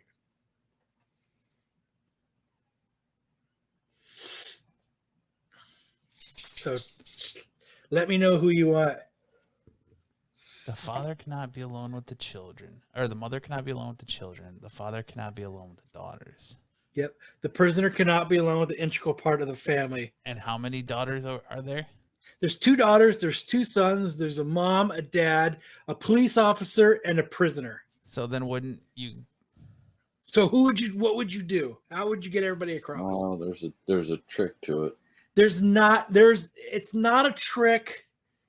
There's no real trick. It's just logic. You just have to, there's a pattern to it. You have to do it. There's a certain way you have to do it. And I'll give it it took me about a little over an hour to figure it out. Jesus. But I'm fucking stupid. So it might take you guys like 10 minutes, but it took me like over an hour to figure it out. Okay, so you would go maybe father, son. So you want to do father, son to start? Which Yeah. one? Father and son. Okay. So I'm going to take them. You can't leave the mom with the children. Oh, that's right. God damn You it. can't do that. And you can't have the father and the daughters. Okay, so I don't know. Use the policeman and one child. Okay, so you wanted the But policeman? you can't leave the prisoner you there can't with leave any the of the prisoner integral with- members of the.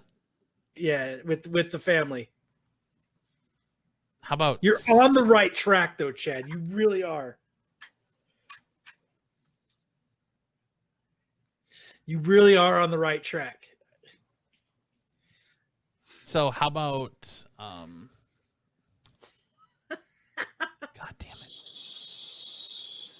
Who would you like to do?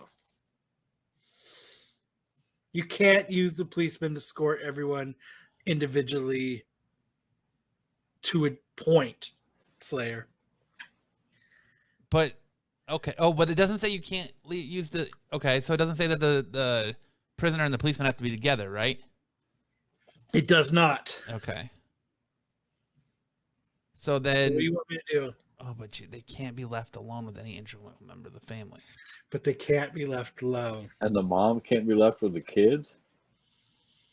Yes, the mom can't be left with all the kids. The dad can't be left with the daughters. Fuck this logical thinking shit. You want me to get you started? No, I'll give you a few more minutes. Only two on the boat at a time.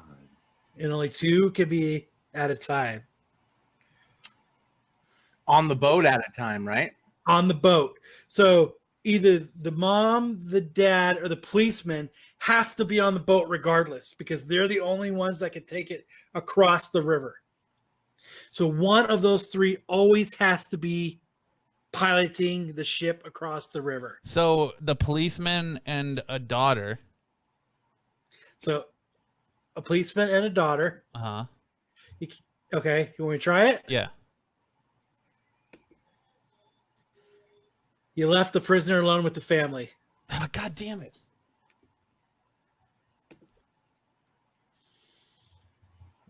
I'm a fucking idiot. You know this, right, Brian? Mm, Kind of. I've seen this before.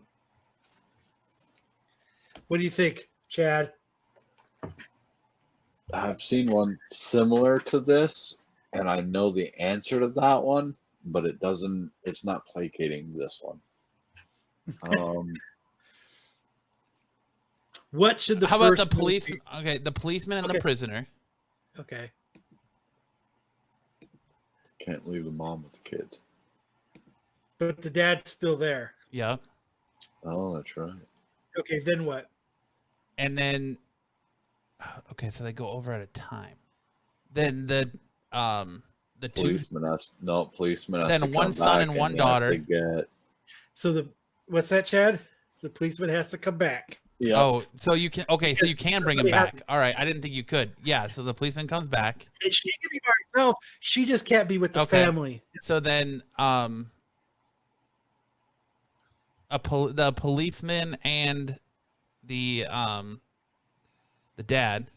I don't think it's the cop. I think you have to send the dad and the You can't. two You can't. sons.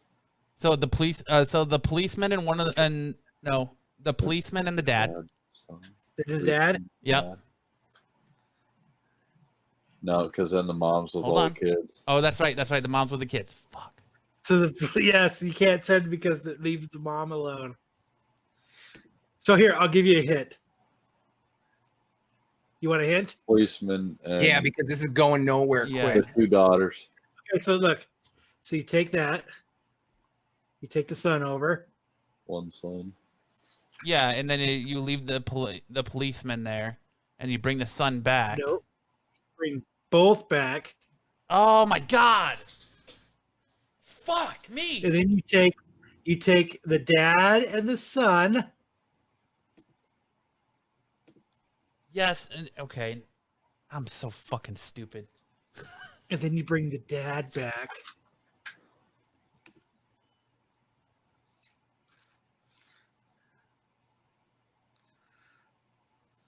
Then what? And then you Then you sink. Then you sink the ship. Yep. That's it. They're over there.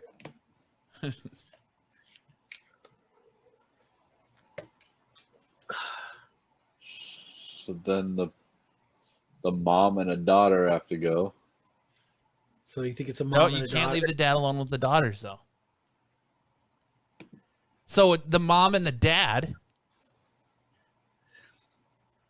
The mom and the dad. I like how they punch the daughter. The mom and the dad go across. Okay. Oh no, never mind. Oh, fuck. One of the and then the mom and the well, you can't leave the mom alone. Oh no, the mom and one of the sons comes back, So how about just the mom comes back? or just the mom comes back. Yeah, and then one of the daughters gets on.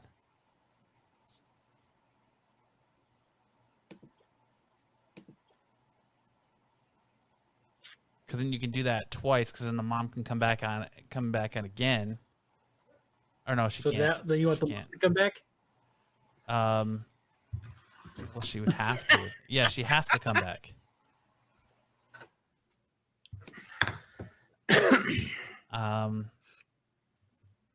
Oh, you can't. God damn it! Because then the dads of the daughters. So the dad's got All to right, come this is back. going nowhere quick. Yeah, just show them. Okay. Just you want me to show you? Sure.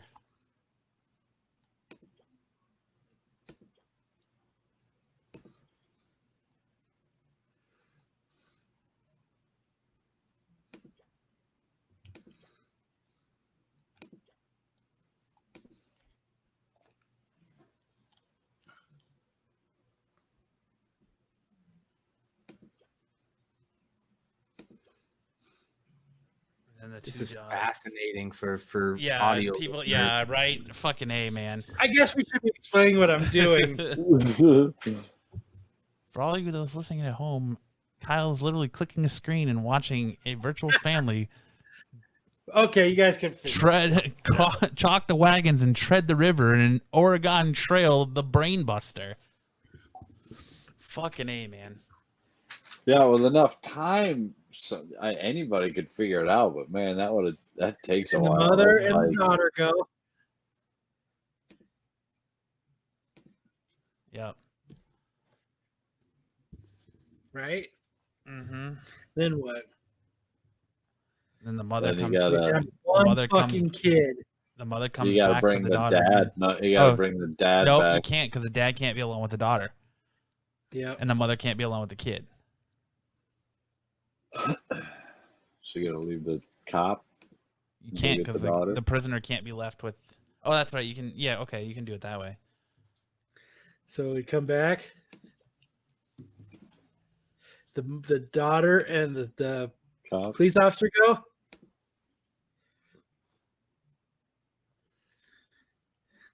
The cop comes back. Yep. God damn. My head hurts. Then they Thanks, both Kyle. go over, which is Thanks, Kyle. You know, I probably could have built a bridge that we all could have fucking walked across. I was just gonna in say, I one throw those fucking kids across. pass.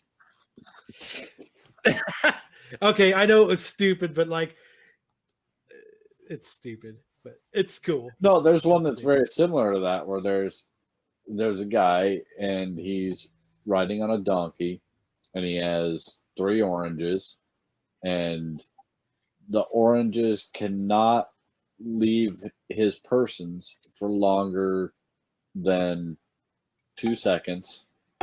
And he has to cross a river, and the bridge will only hold the weight of Riveting. the man, 2 oranges, or no, the man, 1 orange, and the donkey. How do you get it all across? You burn the bitch down and eat the oranges. And you fucking ride the donkey into the sunset. That took me over an hour to figure out because I'm fucking stupid. Ditch. Or you ride the donkey and you juggle the oranges. There you go. So what else we got? Ren and Stimpy. Ren and Stimpy's coming back, being rebooted at Comedy Central. Anybody? I don't think it's cool. Like Ren and Stimpy was one of those awesome things when I was a teenager. It was awesome to watch, but I don't think it'll play well in today's world. No. Yeah, it was so stupid back then that it was fun. You know, it was like The Simpsons on acid. Yeah, it was. But it gave way for so many Everybody good wants shows, a log. like South Park. Log. What rolls downstairs and rolls over chairs and even the neighbor's dog. It's log. In a world where apparently we need more reboots, Who's the Boss is being rebooted with a sequel with Tony Danza and Alyssa Milano attached for development. It's just another thing I just don't think will work. It's something that happened in the 80s, but I just don't think it works in today's world. It just doesn't work now. Like, not to mention that back then I had a huge crush, and for 100 million years Everybody did. Alyssa Milano Right, was who the did? hottest thing that ever lived. And now, as I've grown up and I've listened to her talk, every time she opens her dumbass mouth, she's got to be the freaking biggest idiot in the world. And every time she talks, The dumbest she gets fucking uglier dildo. and Still want to uglier play with and your boobies. uglier. there was nothing cooler when you're watching Charmed than her in a tank top running up and down the stairs. Yep. Yeah, That exactly. was, like every episode I've watched of Charmed, I'm like, run up the stairs. Run up the stairs. I Run couldn't down the listen stairs. to her Run down talk, the man. stairs. I'd rather stare at a box of hammers. Well, we're gonna keep this reboot trailer chugging right along here. What As do you think about it? We spent like 46 seconds. I on know. Who's the Boss. I'm tired. I want to hurry up and get through this. I don't think it's gonna be good. Like you said, it doesn't work in this time this era, and I think it's a play. Like they're just trying to reach for. There's no originality left anymore. So they're trying to reach for nostalgia. They're wanting you all to be mindless idiots and reach for What they should bring nostalgia. back is Charles in charge. Yeah, of that'll the be next. You're already getting Saved by the Bell. You're getting a Saved by the Bell sequel. You're getting a Who's the Boss sequel. You're getting a revamp of A League of Their Own. Really? Yes. That's stupid. For Amazon, they're turning it into a TV show. Oh, okay. That's okay. So a League of Their Own series. That's okay. As long as it's a TV show. TV show, I'm cool with that. But if they're redoing the movie, show, it's okay. You're getting Ren and Stimpy. They're bringing back Beavis and Butthead. I don't think Beavis and Butthead's going to work either. There's no originality anymore. I didn't think so either, but I agree with Matt in that if Mike Judge is part of it, it'll work. And it's going to be a YouTube, instead of making fun of music videos, I think they're going to be making fun of YouTube shows or videos. You think Okay, so? I could see that working. Yeah. But It's South going to be Park like did that. it. Chick Rye got raided. Yeah. It's going to be like South Park did it, and they did it better. All right, when they made fun of all the internet, the fucking Numa Numa guy and Chocolate Rain and all the internet people, that's top notch right there.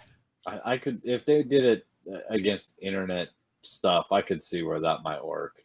What's that comedian that has that show on Comedy Central that does that? Tosh.0. Daniel Yeah. Tosh. Or Rob Deerdeck that Yeah, does but- ridiculousness on MTV. But Daniel ripped it off. Tosh is fucking Yeah, hilarious. he's fucking brutal. Oh, I love You that know who guy. would be a good in a show like that, Brian? Who? Fucking iDubbbz. Yeah. Have you watched his fucking smoothie or whatever the fuck it is called now? I watched him when he goes off on, I think, Keemstar. No, he did a new documentary. Remember he did Full Force? Oh, He yeah. did another yeah. documentary Yeah. recently about some fucking dude when they did a smoothie game show, and it was so fucking cringy. Erica in the chat is saying that Beavis and Butthead are going to be dads in the reboot. Yeah, it's gonna be their kids That's watching so odd. YouTube shows. Who the fuck would fuck Beavis and Butthead? Well, remember they're getting that acid trip and they meet their older selves. Yeah, that's true. I do remember that in fucking Do America.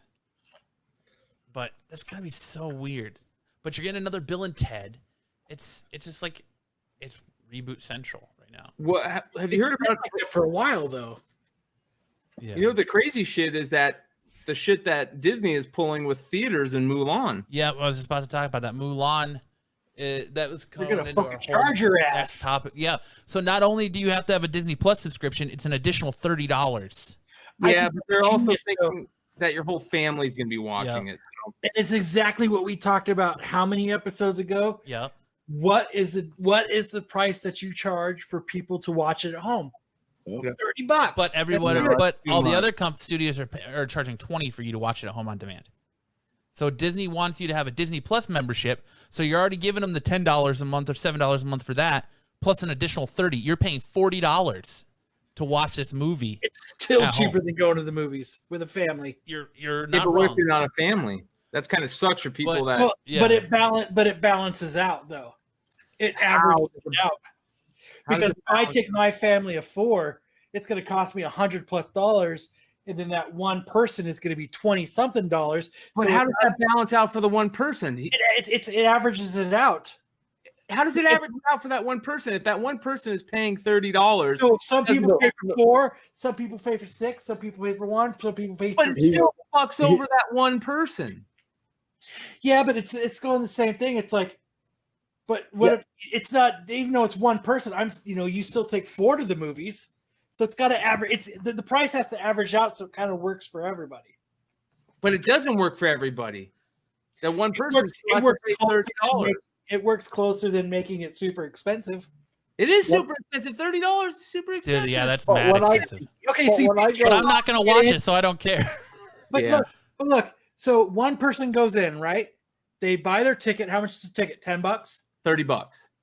It's $10 for. No, I'm saying if you go to the movies as one person, Okay. it's $10, right? Yeah. You get a soda, a popcorn. How much is that? I don't never get a soda and popcorn. I most bring my people own do. shit. Most people do. I'm talking about people that are like me, that want to fucking see a movie that don't want to pay $30 to see a Yeah, fucking for movie. one person. I'm just saying the average person, they pay for a ticket. I know, but I don't care about the average fucking person. But okay, that's- so have that's how they're- 4 friends come over. Yeah, have and a viewing charge party. them $5 Yeah. or $6. Invite the chat over. Come on, chat. We're going to Brian's to watch Mulan. Let's go. $30 on him. Let's go, It's Mulan. off that they do that. Let's go, chat. sucks, but I mean, it's the Who's same in the as, chat? like, Right, Erica. Let's go. Slayer. Yeah. Let's go. Come on, everyone. TK. Out Let's here, go. it's Everyone. like $22 at AMC. Everyone to Brian's. Patrick, I'm glad you could stop by our show. You came because Drunken Chat's not on tonight, right? Right. It's the same as when Come I go on, everyone to tuna Brian's fishing. for Mulan. I throw the tuna net out there and I get what I get. I mean, yeah, there's going to be a couple dolphins in there. Who fucking cares? They have to suffer because I went tuna fishing. Right. I just think it's an Disney. average.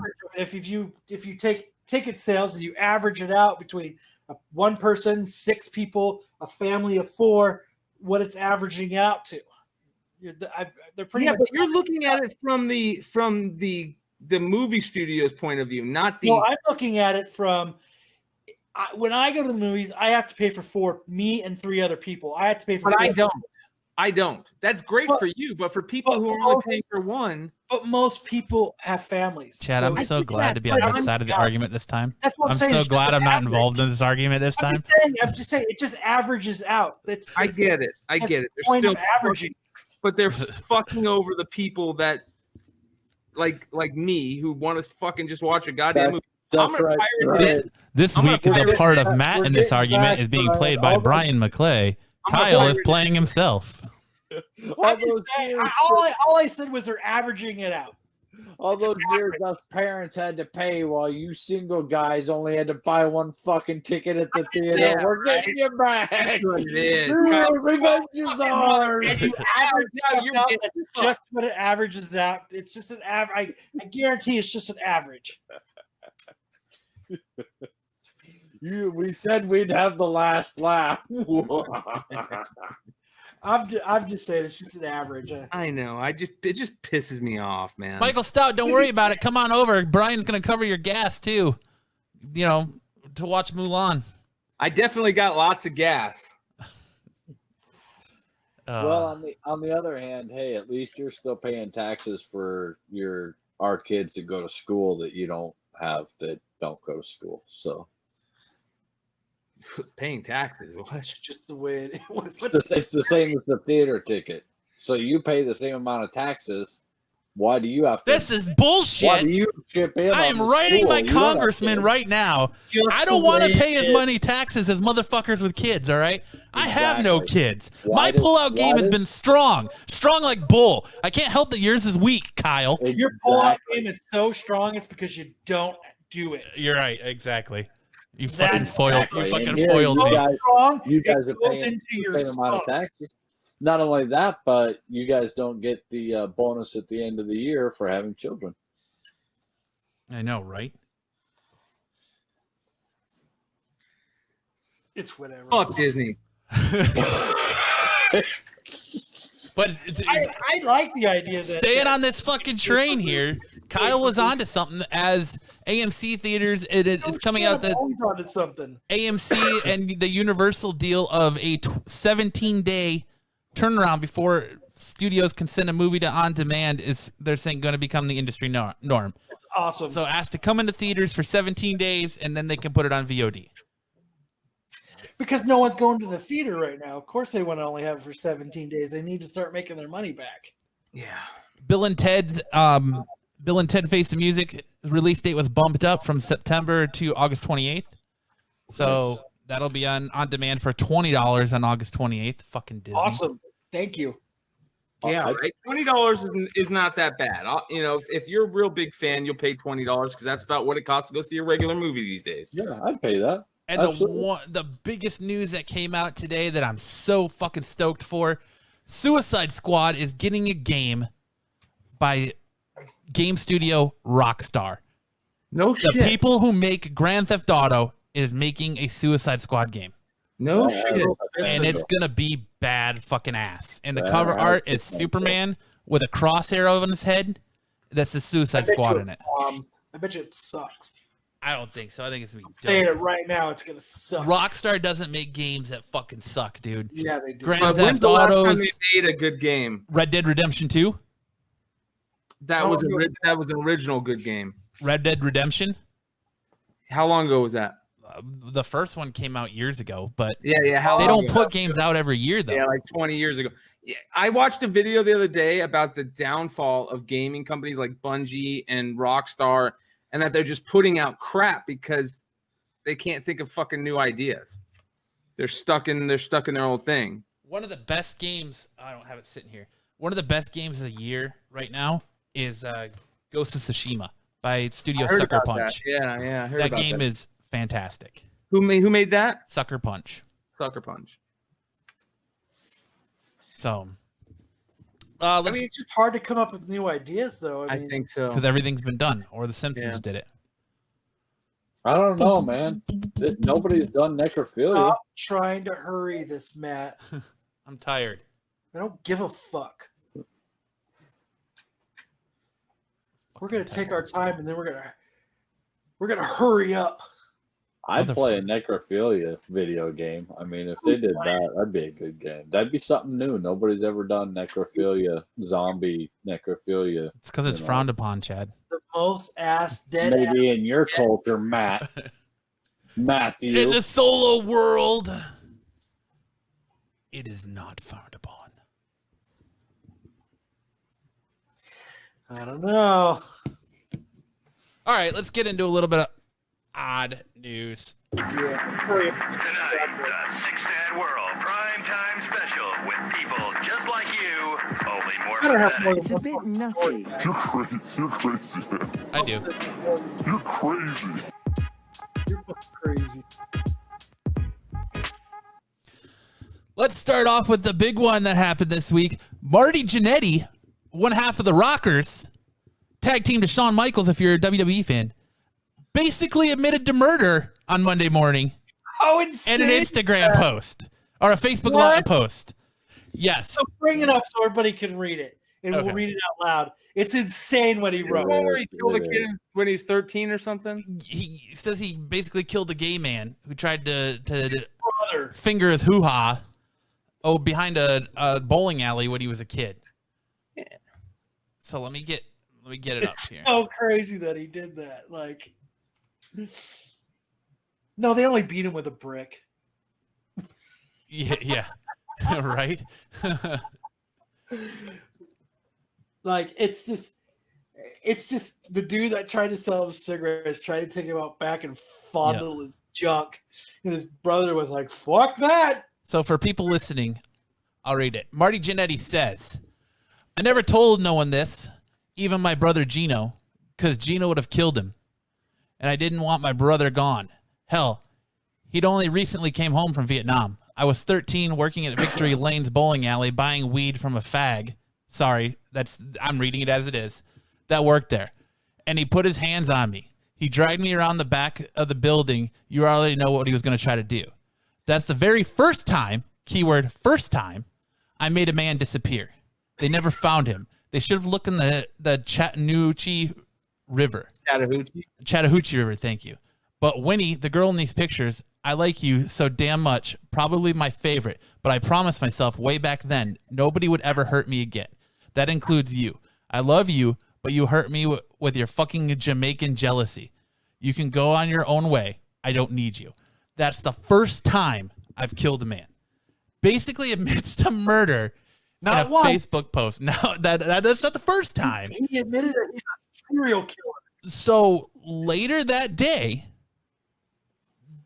the police start investigating him and start investigating his claims. And today it comes out he admits not to murder, but he denied the murder, but he admits beating the man in the head with a brick. Jesus. That is Has he some been of the arrested? most fucked up shit. Has he been He arrested? has not been arrested yet. If he didn't kill anybody, it's past the statute of limitations. I bet you it's not true. You think he's just saying that just People are speculating that it's fucking drugs, that he's on Yeah, drugs. it sounds like a manic depressant state or drugs. Because he said, and his response was, I said he disappeared. I didn't say I killed him. I said he disappeared. Check the river. He then went on to recount how he beat the Alakazam. man in question with a brick. There was a brick laying there. What do you do when you're 13? I can't say he deserved to die, but he deserved to get his ass beat. And when I was beating him in his head with a brick, I was only trying to beat his ass. I wasn't trying to kill him. He literally said, you should have checked the river. Pretty much. You don't beat a dude up and then throw him in the river and then say, you should have checked the river. Right? But he's all right. I just tried to beat him up. No, How old is he? Oh, dude, he's 60s. Yeah. Late 60s. well, I mean, if it happened right after the Vietnam War, that was mid 70s. and he was in his What, and he was 74? 13. Yeah. With the Vietnam War ended in 74, right? 75? 73, 74. So Marty Jannetty was born February 3rd, 1960. So he's 60 years old. Are we not going to address the fact that he said, I didn't kill him, I just made him disappear? And Yeah. none of us, he's got his And then he magic prefaces top that. hat and And fucking Fresno, and he's holding up, he's pulling the David Copperfield with the cloth around It's him. like, and I fucking- totally am not holding it this dropped Pepsi and bottle the right guy's now. You gone. don't see it. There's just some things you shouldn't fucking write, and that's one of them. What an idiot. If you made someone disappear and you have kept that secret this many years, why the fuck are you putting it on social media of all places now? One of my favorite comments is "Damn, Muddy," or "Damn, Marty, drugs are a hell of a drug." Fucking yeah, dude, it's so crazy. And another good one is Shawn Michaels waiting anxiously by the phone for the Beyond the Mat producers to call because that's the fucking Vice documentary that they do on all like the tragic wrestling stories. So that's so I crazy. mean, if he didn't kill the dude, Nah, bro, he just beat his ass with a brick. we want him to come out. I wasn't trying to kill him. I was just trying to beat his ass. I'm Hey, still. Rocky, watch me pull a gay man out of my head. I mean, what the fuck? Dude, what is... I just made him disappear.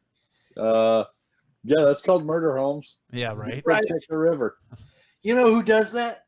The Sopranos. They make people disappear. Tonight he sleeps with the fishes, Right. but we're not going to kill him. He's just going to sleep one night. McDonald's employee punched in the face for forgetting condiments. Whoops. I didn't get my hot mustard, you motherfucker.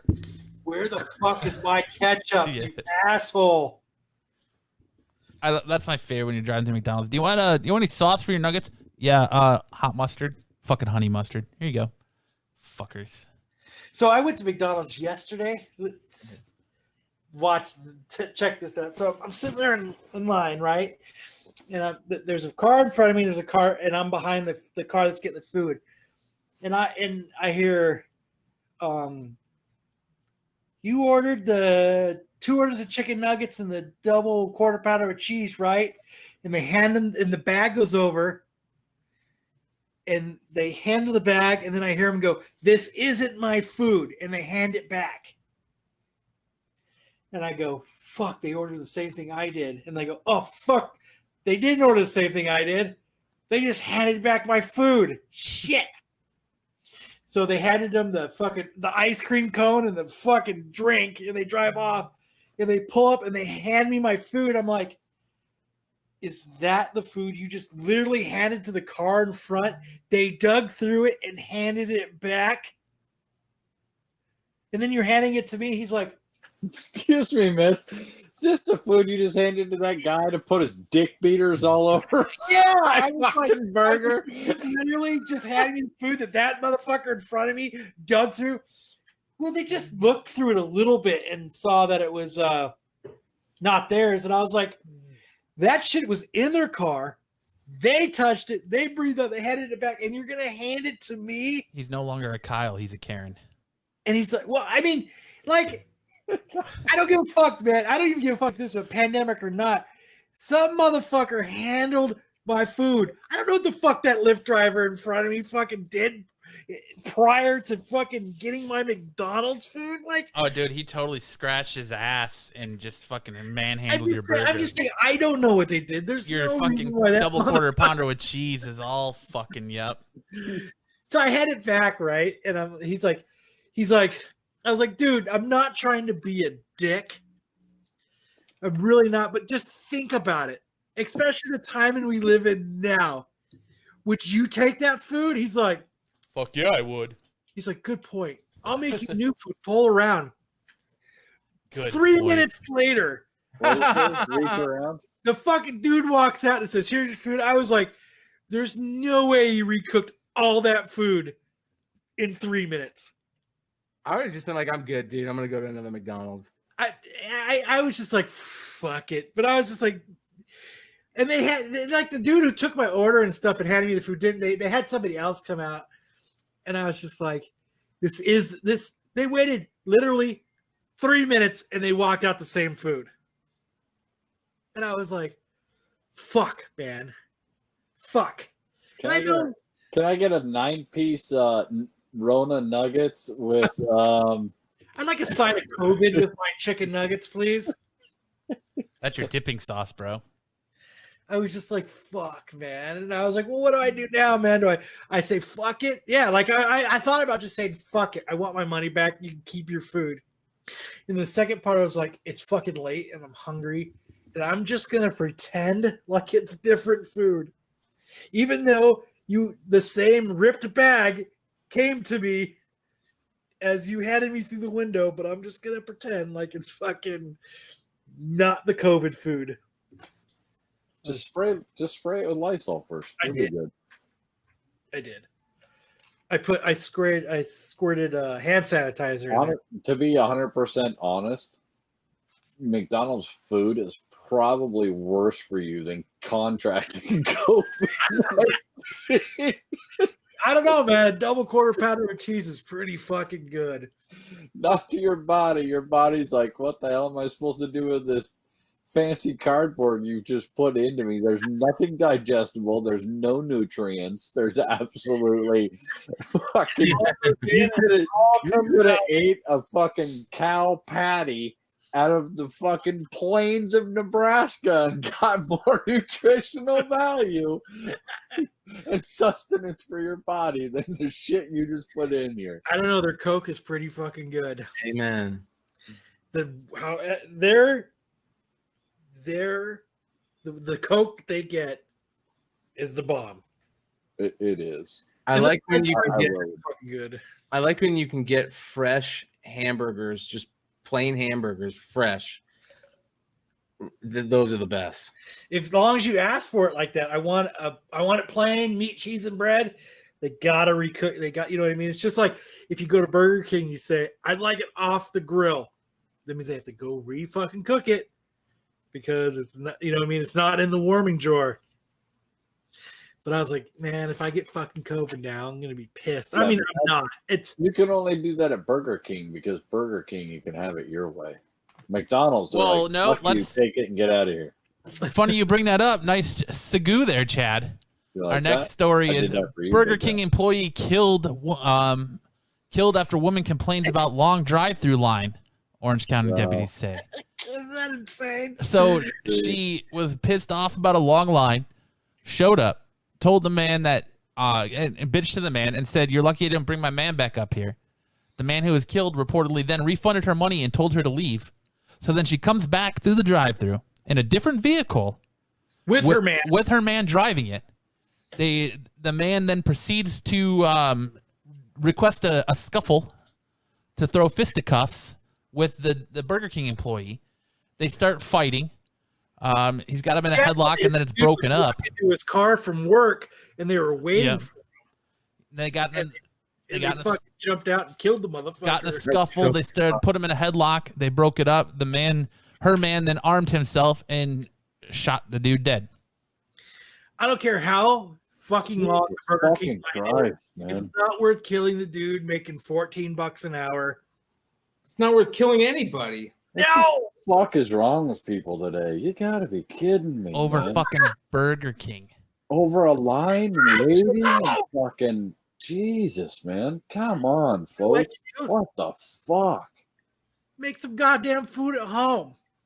Where was that? California, right? Orange County, yep. No, Orange County, Florida, right? Yeah. Yeah, it was in Florida. Crazy shit happens in Florida. Can we put like a drawbridge and a fucking moat through the Wang of America and just fucking separate that down there and be like, you guys fucking Wang of America, hang out down here for a while, all right? Until you figure your shit out. Like, here's our moat. Here's a drawbridge. I waited for 15 minutes for my Burger King. I'm going to bring my man back. I'm going to wait for hours. I'm going to wait for you to walk outside, and I'm going to kill you. And our next, Not a burger to kill for, Slayer. our next story on our, I guess call it a podcast video. Mother-in-law gets pissed at bride during wedding. This is What? yeah. I'm gonna play it here. What the fuck is wrong with fucking people? Dude, Jeez, everybody's man. lost it. Everybody is. This is awesome. You're not going to say my son has flaws. She said her son has flaws, and the mother flips out. No, it doesn't have to leave. That dress you're wearing, we paid for. Let's calm down. You're not going to ruin my day. You're not going to say my son has flaws. Wow. Everybody has flaws, and that's why I love them. You can leave, Judy. Like you don't have flaws. You can leave. You can get out of my wedding now. I'm not leaving. That dress you're wearing, I paid for. I'm not getting out. Try it, and I'll have you arrested. Tony, get her out of here. This is not right. I would hope my mom would do that. I'm not leaving. Wait, in my mouth, son. Let's just calm down. Let's say, hey, we don't need this. You know that husband's a total fucking mama's boy too, because he's just standing there like a whooped puppy. See the umbilical cord still. Yeah. Um. Fucking standing there like a whooped puppy. Hey, you know what? My mom knew when Nubia was the one for me. She knew the exact moment.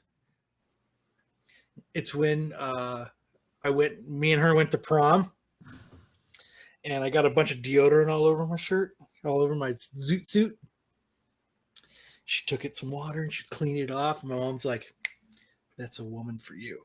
Like she knew it. She just knew it. That's the woman that's gonna clean your pit stains. You got. I was standing right there, and I believe what your mom said was, "You better fucking steal the deal on this one, Kyle. Don't fuck this." If you can find your mama that cleans your pit stains. To directly quote your mom. Go fuck this one up like you do everything else, Don't you asshole. fuck this one up, Kyle.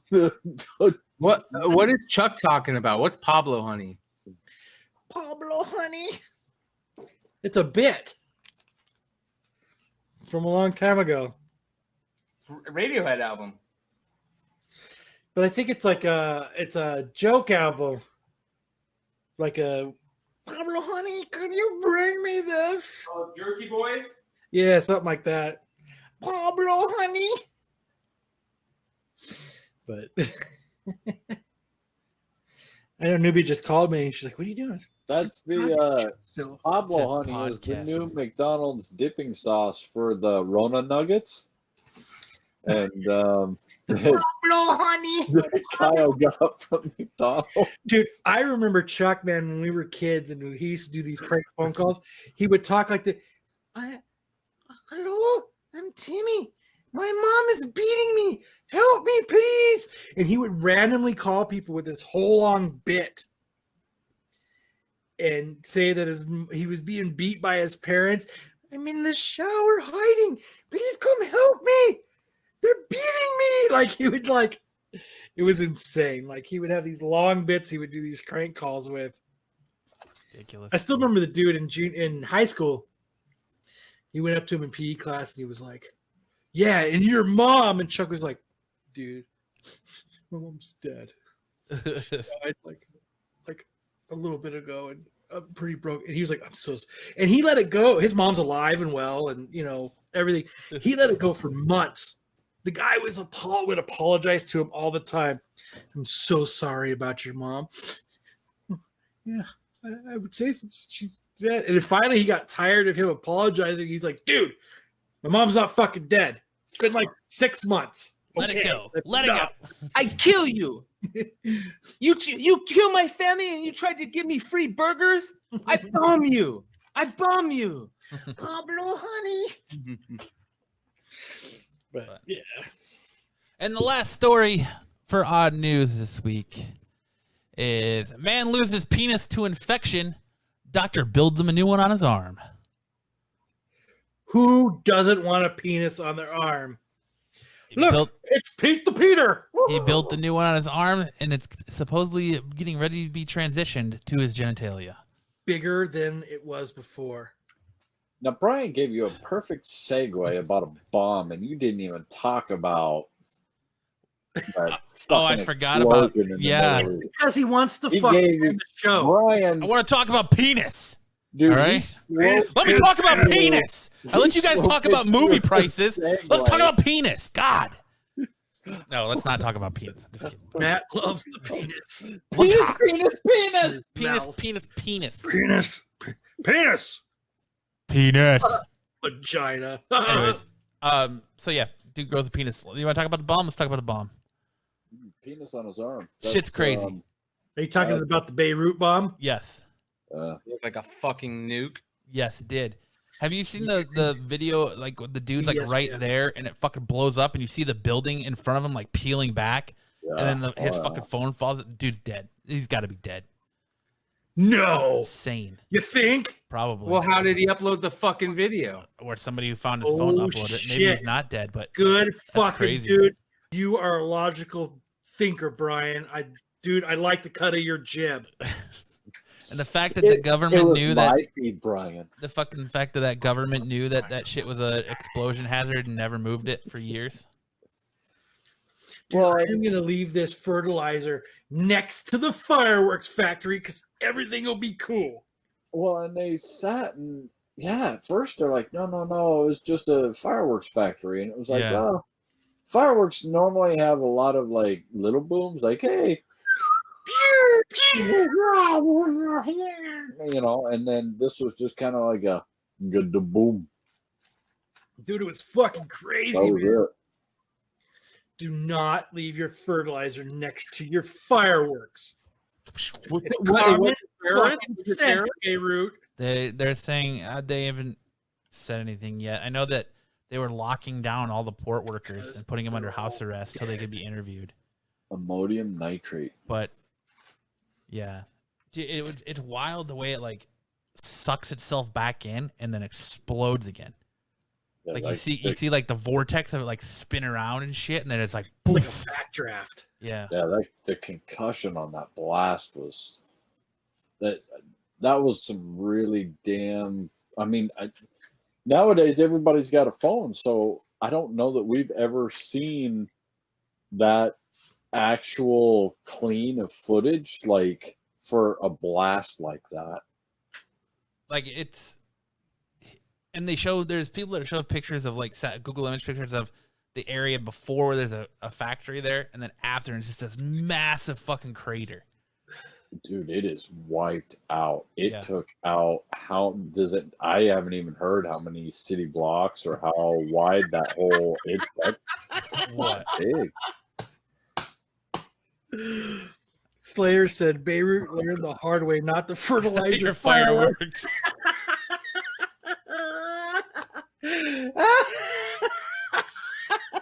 So fucking funny. Gotta bring up. I like how Slayer said Nubian made chicken and rice for Kyle the first time for Kyle, and he popped the question on the spot. True story. That was Chuck. Love chicken and rice. I know it is sad, Nubia. There were so many people killed and hurt. And they were already, their economy is in the tank hole right now. They're already hurting down there in a big I know they can't sell any fireworks now. And they were already overwhelmed with COVID and not having resources to fight it. And then after the explosion, I mean, I have no idea how they're even gonna.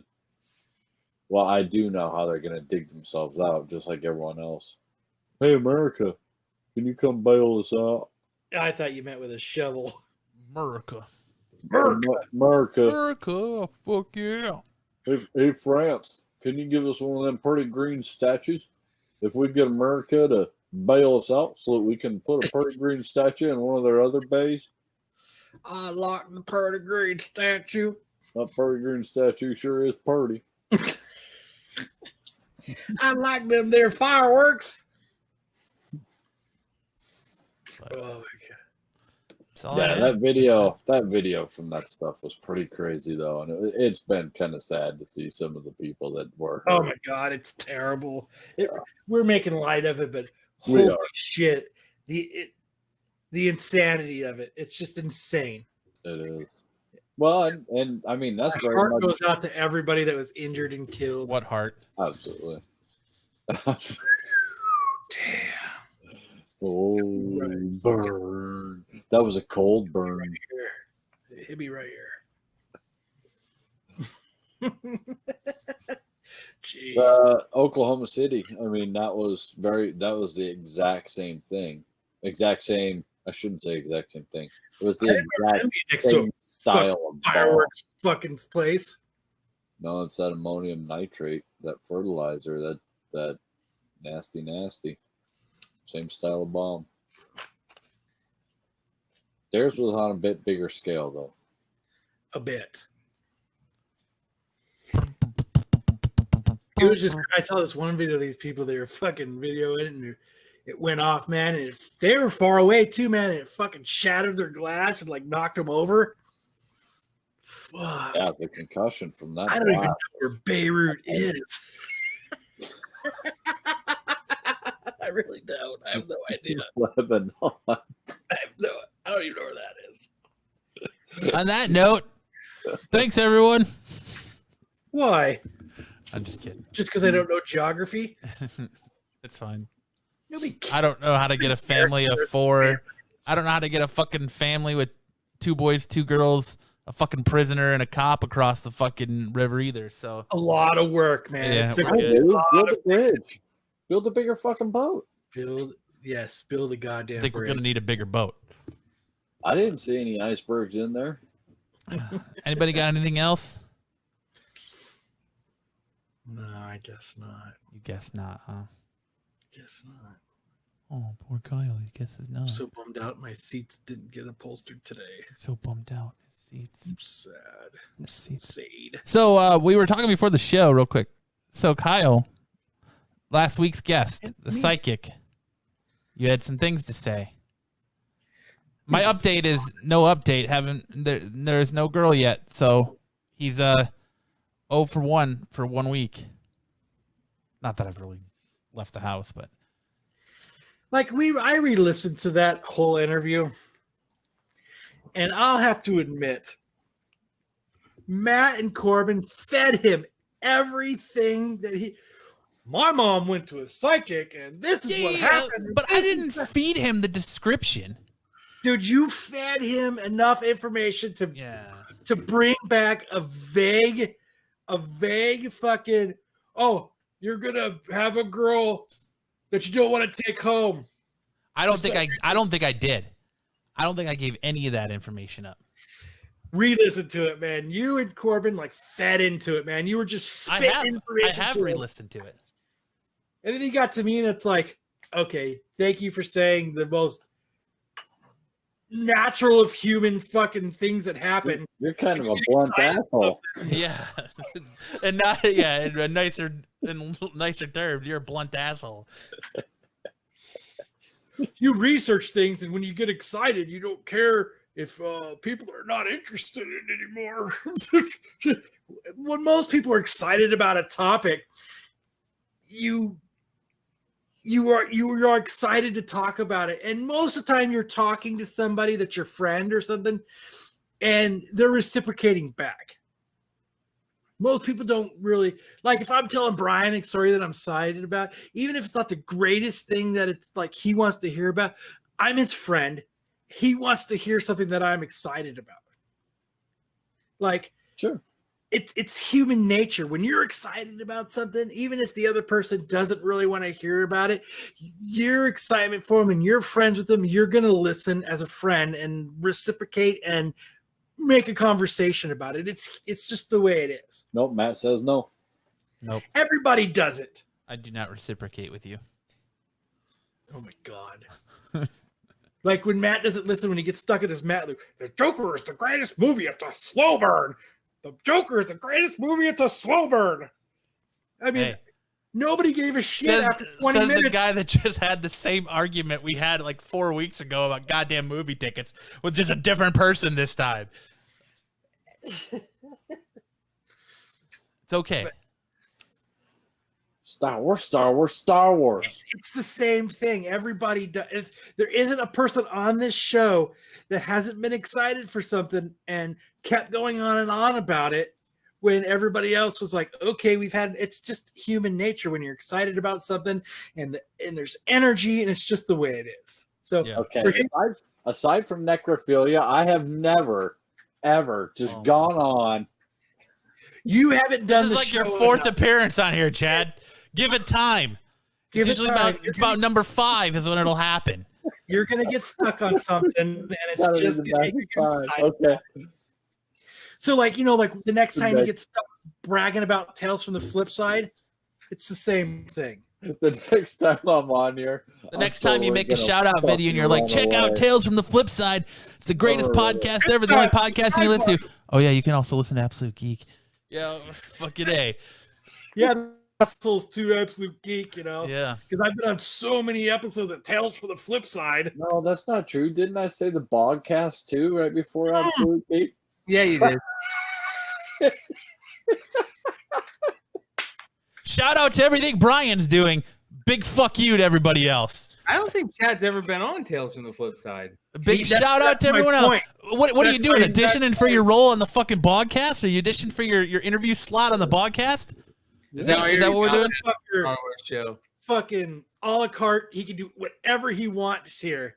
Well, when you look like Make this, sure you listen to Tales from the Flip Side. It's probably going to be 2 weeks before I see a podcast clip that says, watch Solo Wookie talking about stripping fucking wire.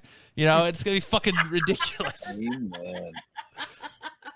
I got some good wire stripping. Make sure you subscribe to Tales from the Flip Side so you get that notification. And Absolute Geek too. Yeah, right. Jealousy's a bitch, man.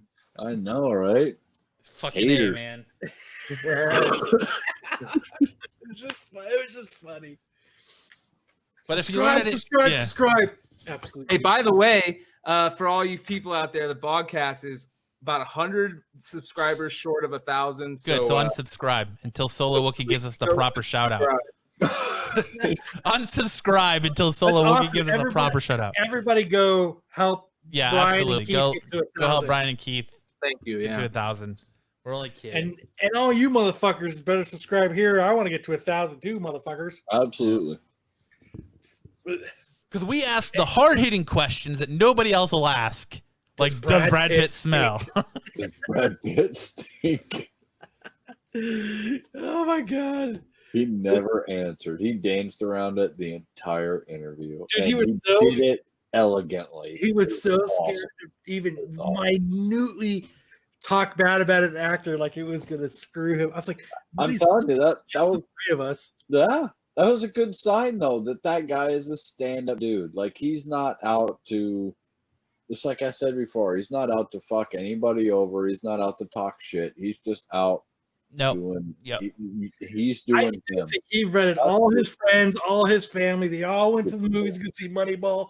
And he was like, motherfuckers cut me out. I swear, dude. How could you not, man? Like, you're in this movie with Brad Pitt. You did this scene with Brad Pitt. You don't know you're cut out of it. You told everybody. Not even that. An Oscar-nominated movie. I am in this movie with Brad Pitt. Watch this, and you're cut out. They're like, yeah, right, Dwight. Yeah, you're in this. Yeah, you and Brad Pitt. You guys are buddies. I like the like you fucking just call him out as a goddamn liar. He was an awesome interview though. Yes, he was awesome. Just like he was great. I spit all kinds of shit out at him without even fucking giving him a second. And he fed into it too. Instead of, you even asked him, did you wander around the set of Jaws at 5 years old by yourself? No. I asked him if you hitchhike at 5 years old. Yeah. You're still not letting that one go, huh? Fucking 3 weeks later, still not letting that bad boy die. I didn't hitchhike at 25. So awesome. That was so awesome. I gotta know. You hitchhiked when you were 5 years old in Kentucky? No, I didn't even hitchhike when I was 25. That's awesome. Because people don't hitchhike when they're 5. It's not real. Or in Kentucky. That's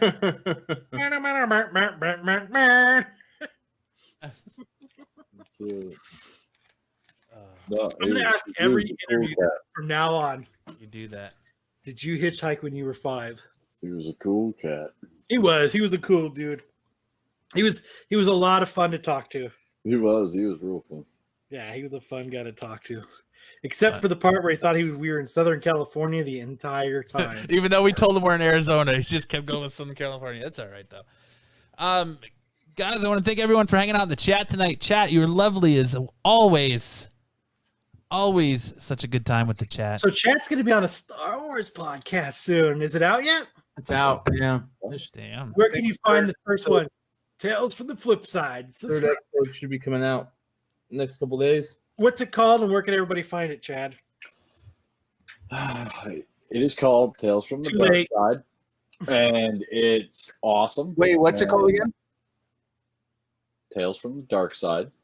Tales from the Dark Side. Right? And it is on Tales from Flip Side. You heard Flip Side too, didn't you? Right, the first time. And go to Tales from the Flip Side, look up all those videos because they're all great. Not Absolute Geek podcast level great, but there you go. Great. And fucking work for your money. Dance, monkey, dance for your dollar. They're all great. And go check it out. There's Marco's on there. Guy is just as smart as it gets. That guy has forgotten more Star Wars than most people in the world, including me, will ever know.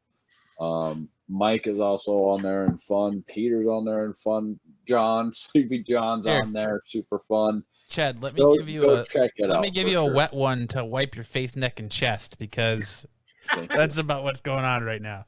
Do you guys have? So you guys are, if you subscribe to Tales from the Flip Side YouTube, then you get the alerts for Tales from the Dark Side. Awesome. You hit the bell, yeah. You guys, you guys, sure, all of our listeners already subscribed. Smash that notification bell. I mean, there's no reason why you guys shouldn't already be listening to them on Monday nights. Yeah. Is you guys going to be live, Chad? You're never live. But what night does it come out? Usually. Whenever you get that editing. Random, and right now, so there's 2 of them out, and I think there's going to be another, at least 2 this week, possibly 3. And one of us is always in the chat monitoring when they play and like talking to people and you know, because it is pre-recorded and it's edited, but definitely still, you know, airs live. And so one of us is always there and talking, or 2 of us, or hell, I think the last time there was all 3 of us in there. But it's always fun, and it's great to, you know, talk Star Wars and go in and leave comments. Tell us what you want us to talk about and what you want to hear and what you're curious about, and we'll dig into it, and we will absolutely find out all the lore and everything else that you do or don't want to know about it, and find out stuff that we don't already know, and we'll put it on there, and we'll have a whole show about it. So I want to know how Ewoks have sex. Well, you ever seen a monkey in a football? It's kind of like that. All right, touche. You guys have on last week, Brian, on your podcast? Just James. Last week. Last week was just us, just me and Keith. Yeah, just talking. The week before that was the dog trainer, right? No. All right. Well, I want to thank Chad again, hanging out with us tonight. Lovely show. Thanks again to Dwight Turner for coming in and hanging out and being a good sport. Guys, if you're a first timer here and you want to catch more of the Absolute Geek podcast, please hit that subscribe button and pound that notification bell so you know when we go live every Friday night right here on YouTube, 7:30 p.m. Mountain Standard Time. You can listen to the playback on Monday on any of your podcasting platforms. Guys, show some love to Brian and Podcast. Get them over to that 1,000 subscriber hurdle. Go over to the podcast. You can actually find them in our recommended channels section. Take you right there on our YouTube page, so you can go subscribe to Podcast if you haven't already done so. Check out Chad and Tales from the Dark Side over at Tales from the Flip Side, which Brian is also part of. Tales from the Flip Side, so you can catch Brian there if you need more Brian. Because I love jumping into Tales from the Flip Side, Chad. It's so much fun. Who doesn't need more Brian in their life? Dude, I love having Brian in my life. Everyone needs a little Brian in their life. Turn on that. So, shout out to Damon. Sorry you couldn't be here this week, Damon, but you're here in spirit, and you know, good boy, Damon. I don't know, but for this week's episode of the Absolute Geek Podcast, I'm Matt. I'm Kyle. I'm Brian. He's actually Clay MC. Other side, Clay MC, and I'm Solo Wookie. And we'll see you guys next Friday with our guest, Pat Jankowitz. Another great interview coming up. Don't miss it.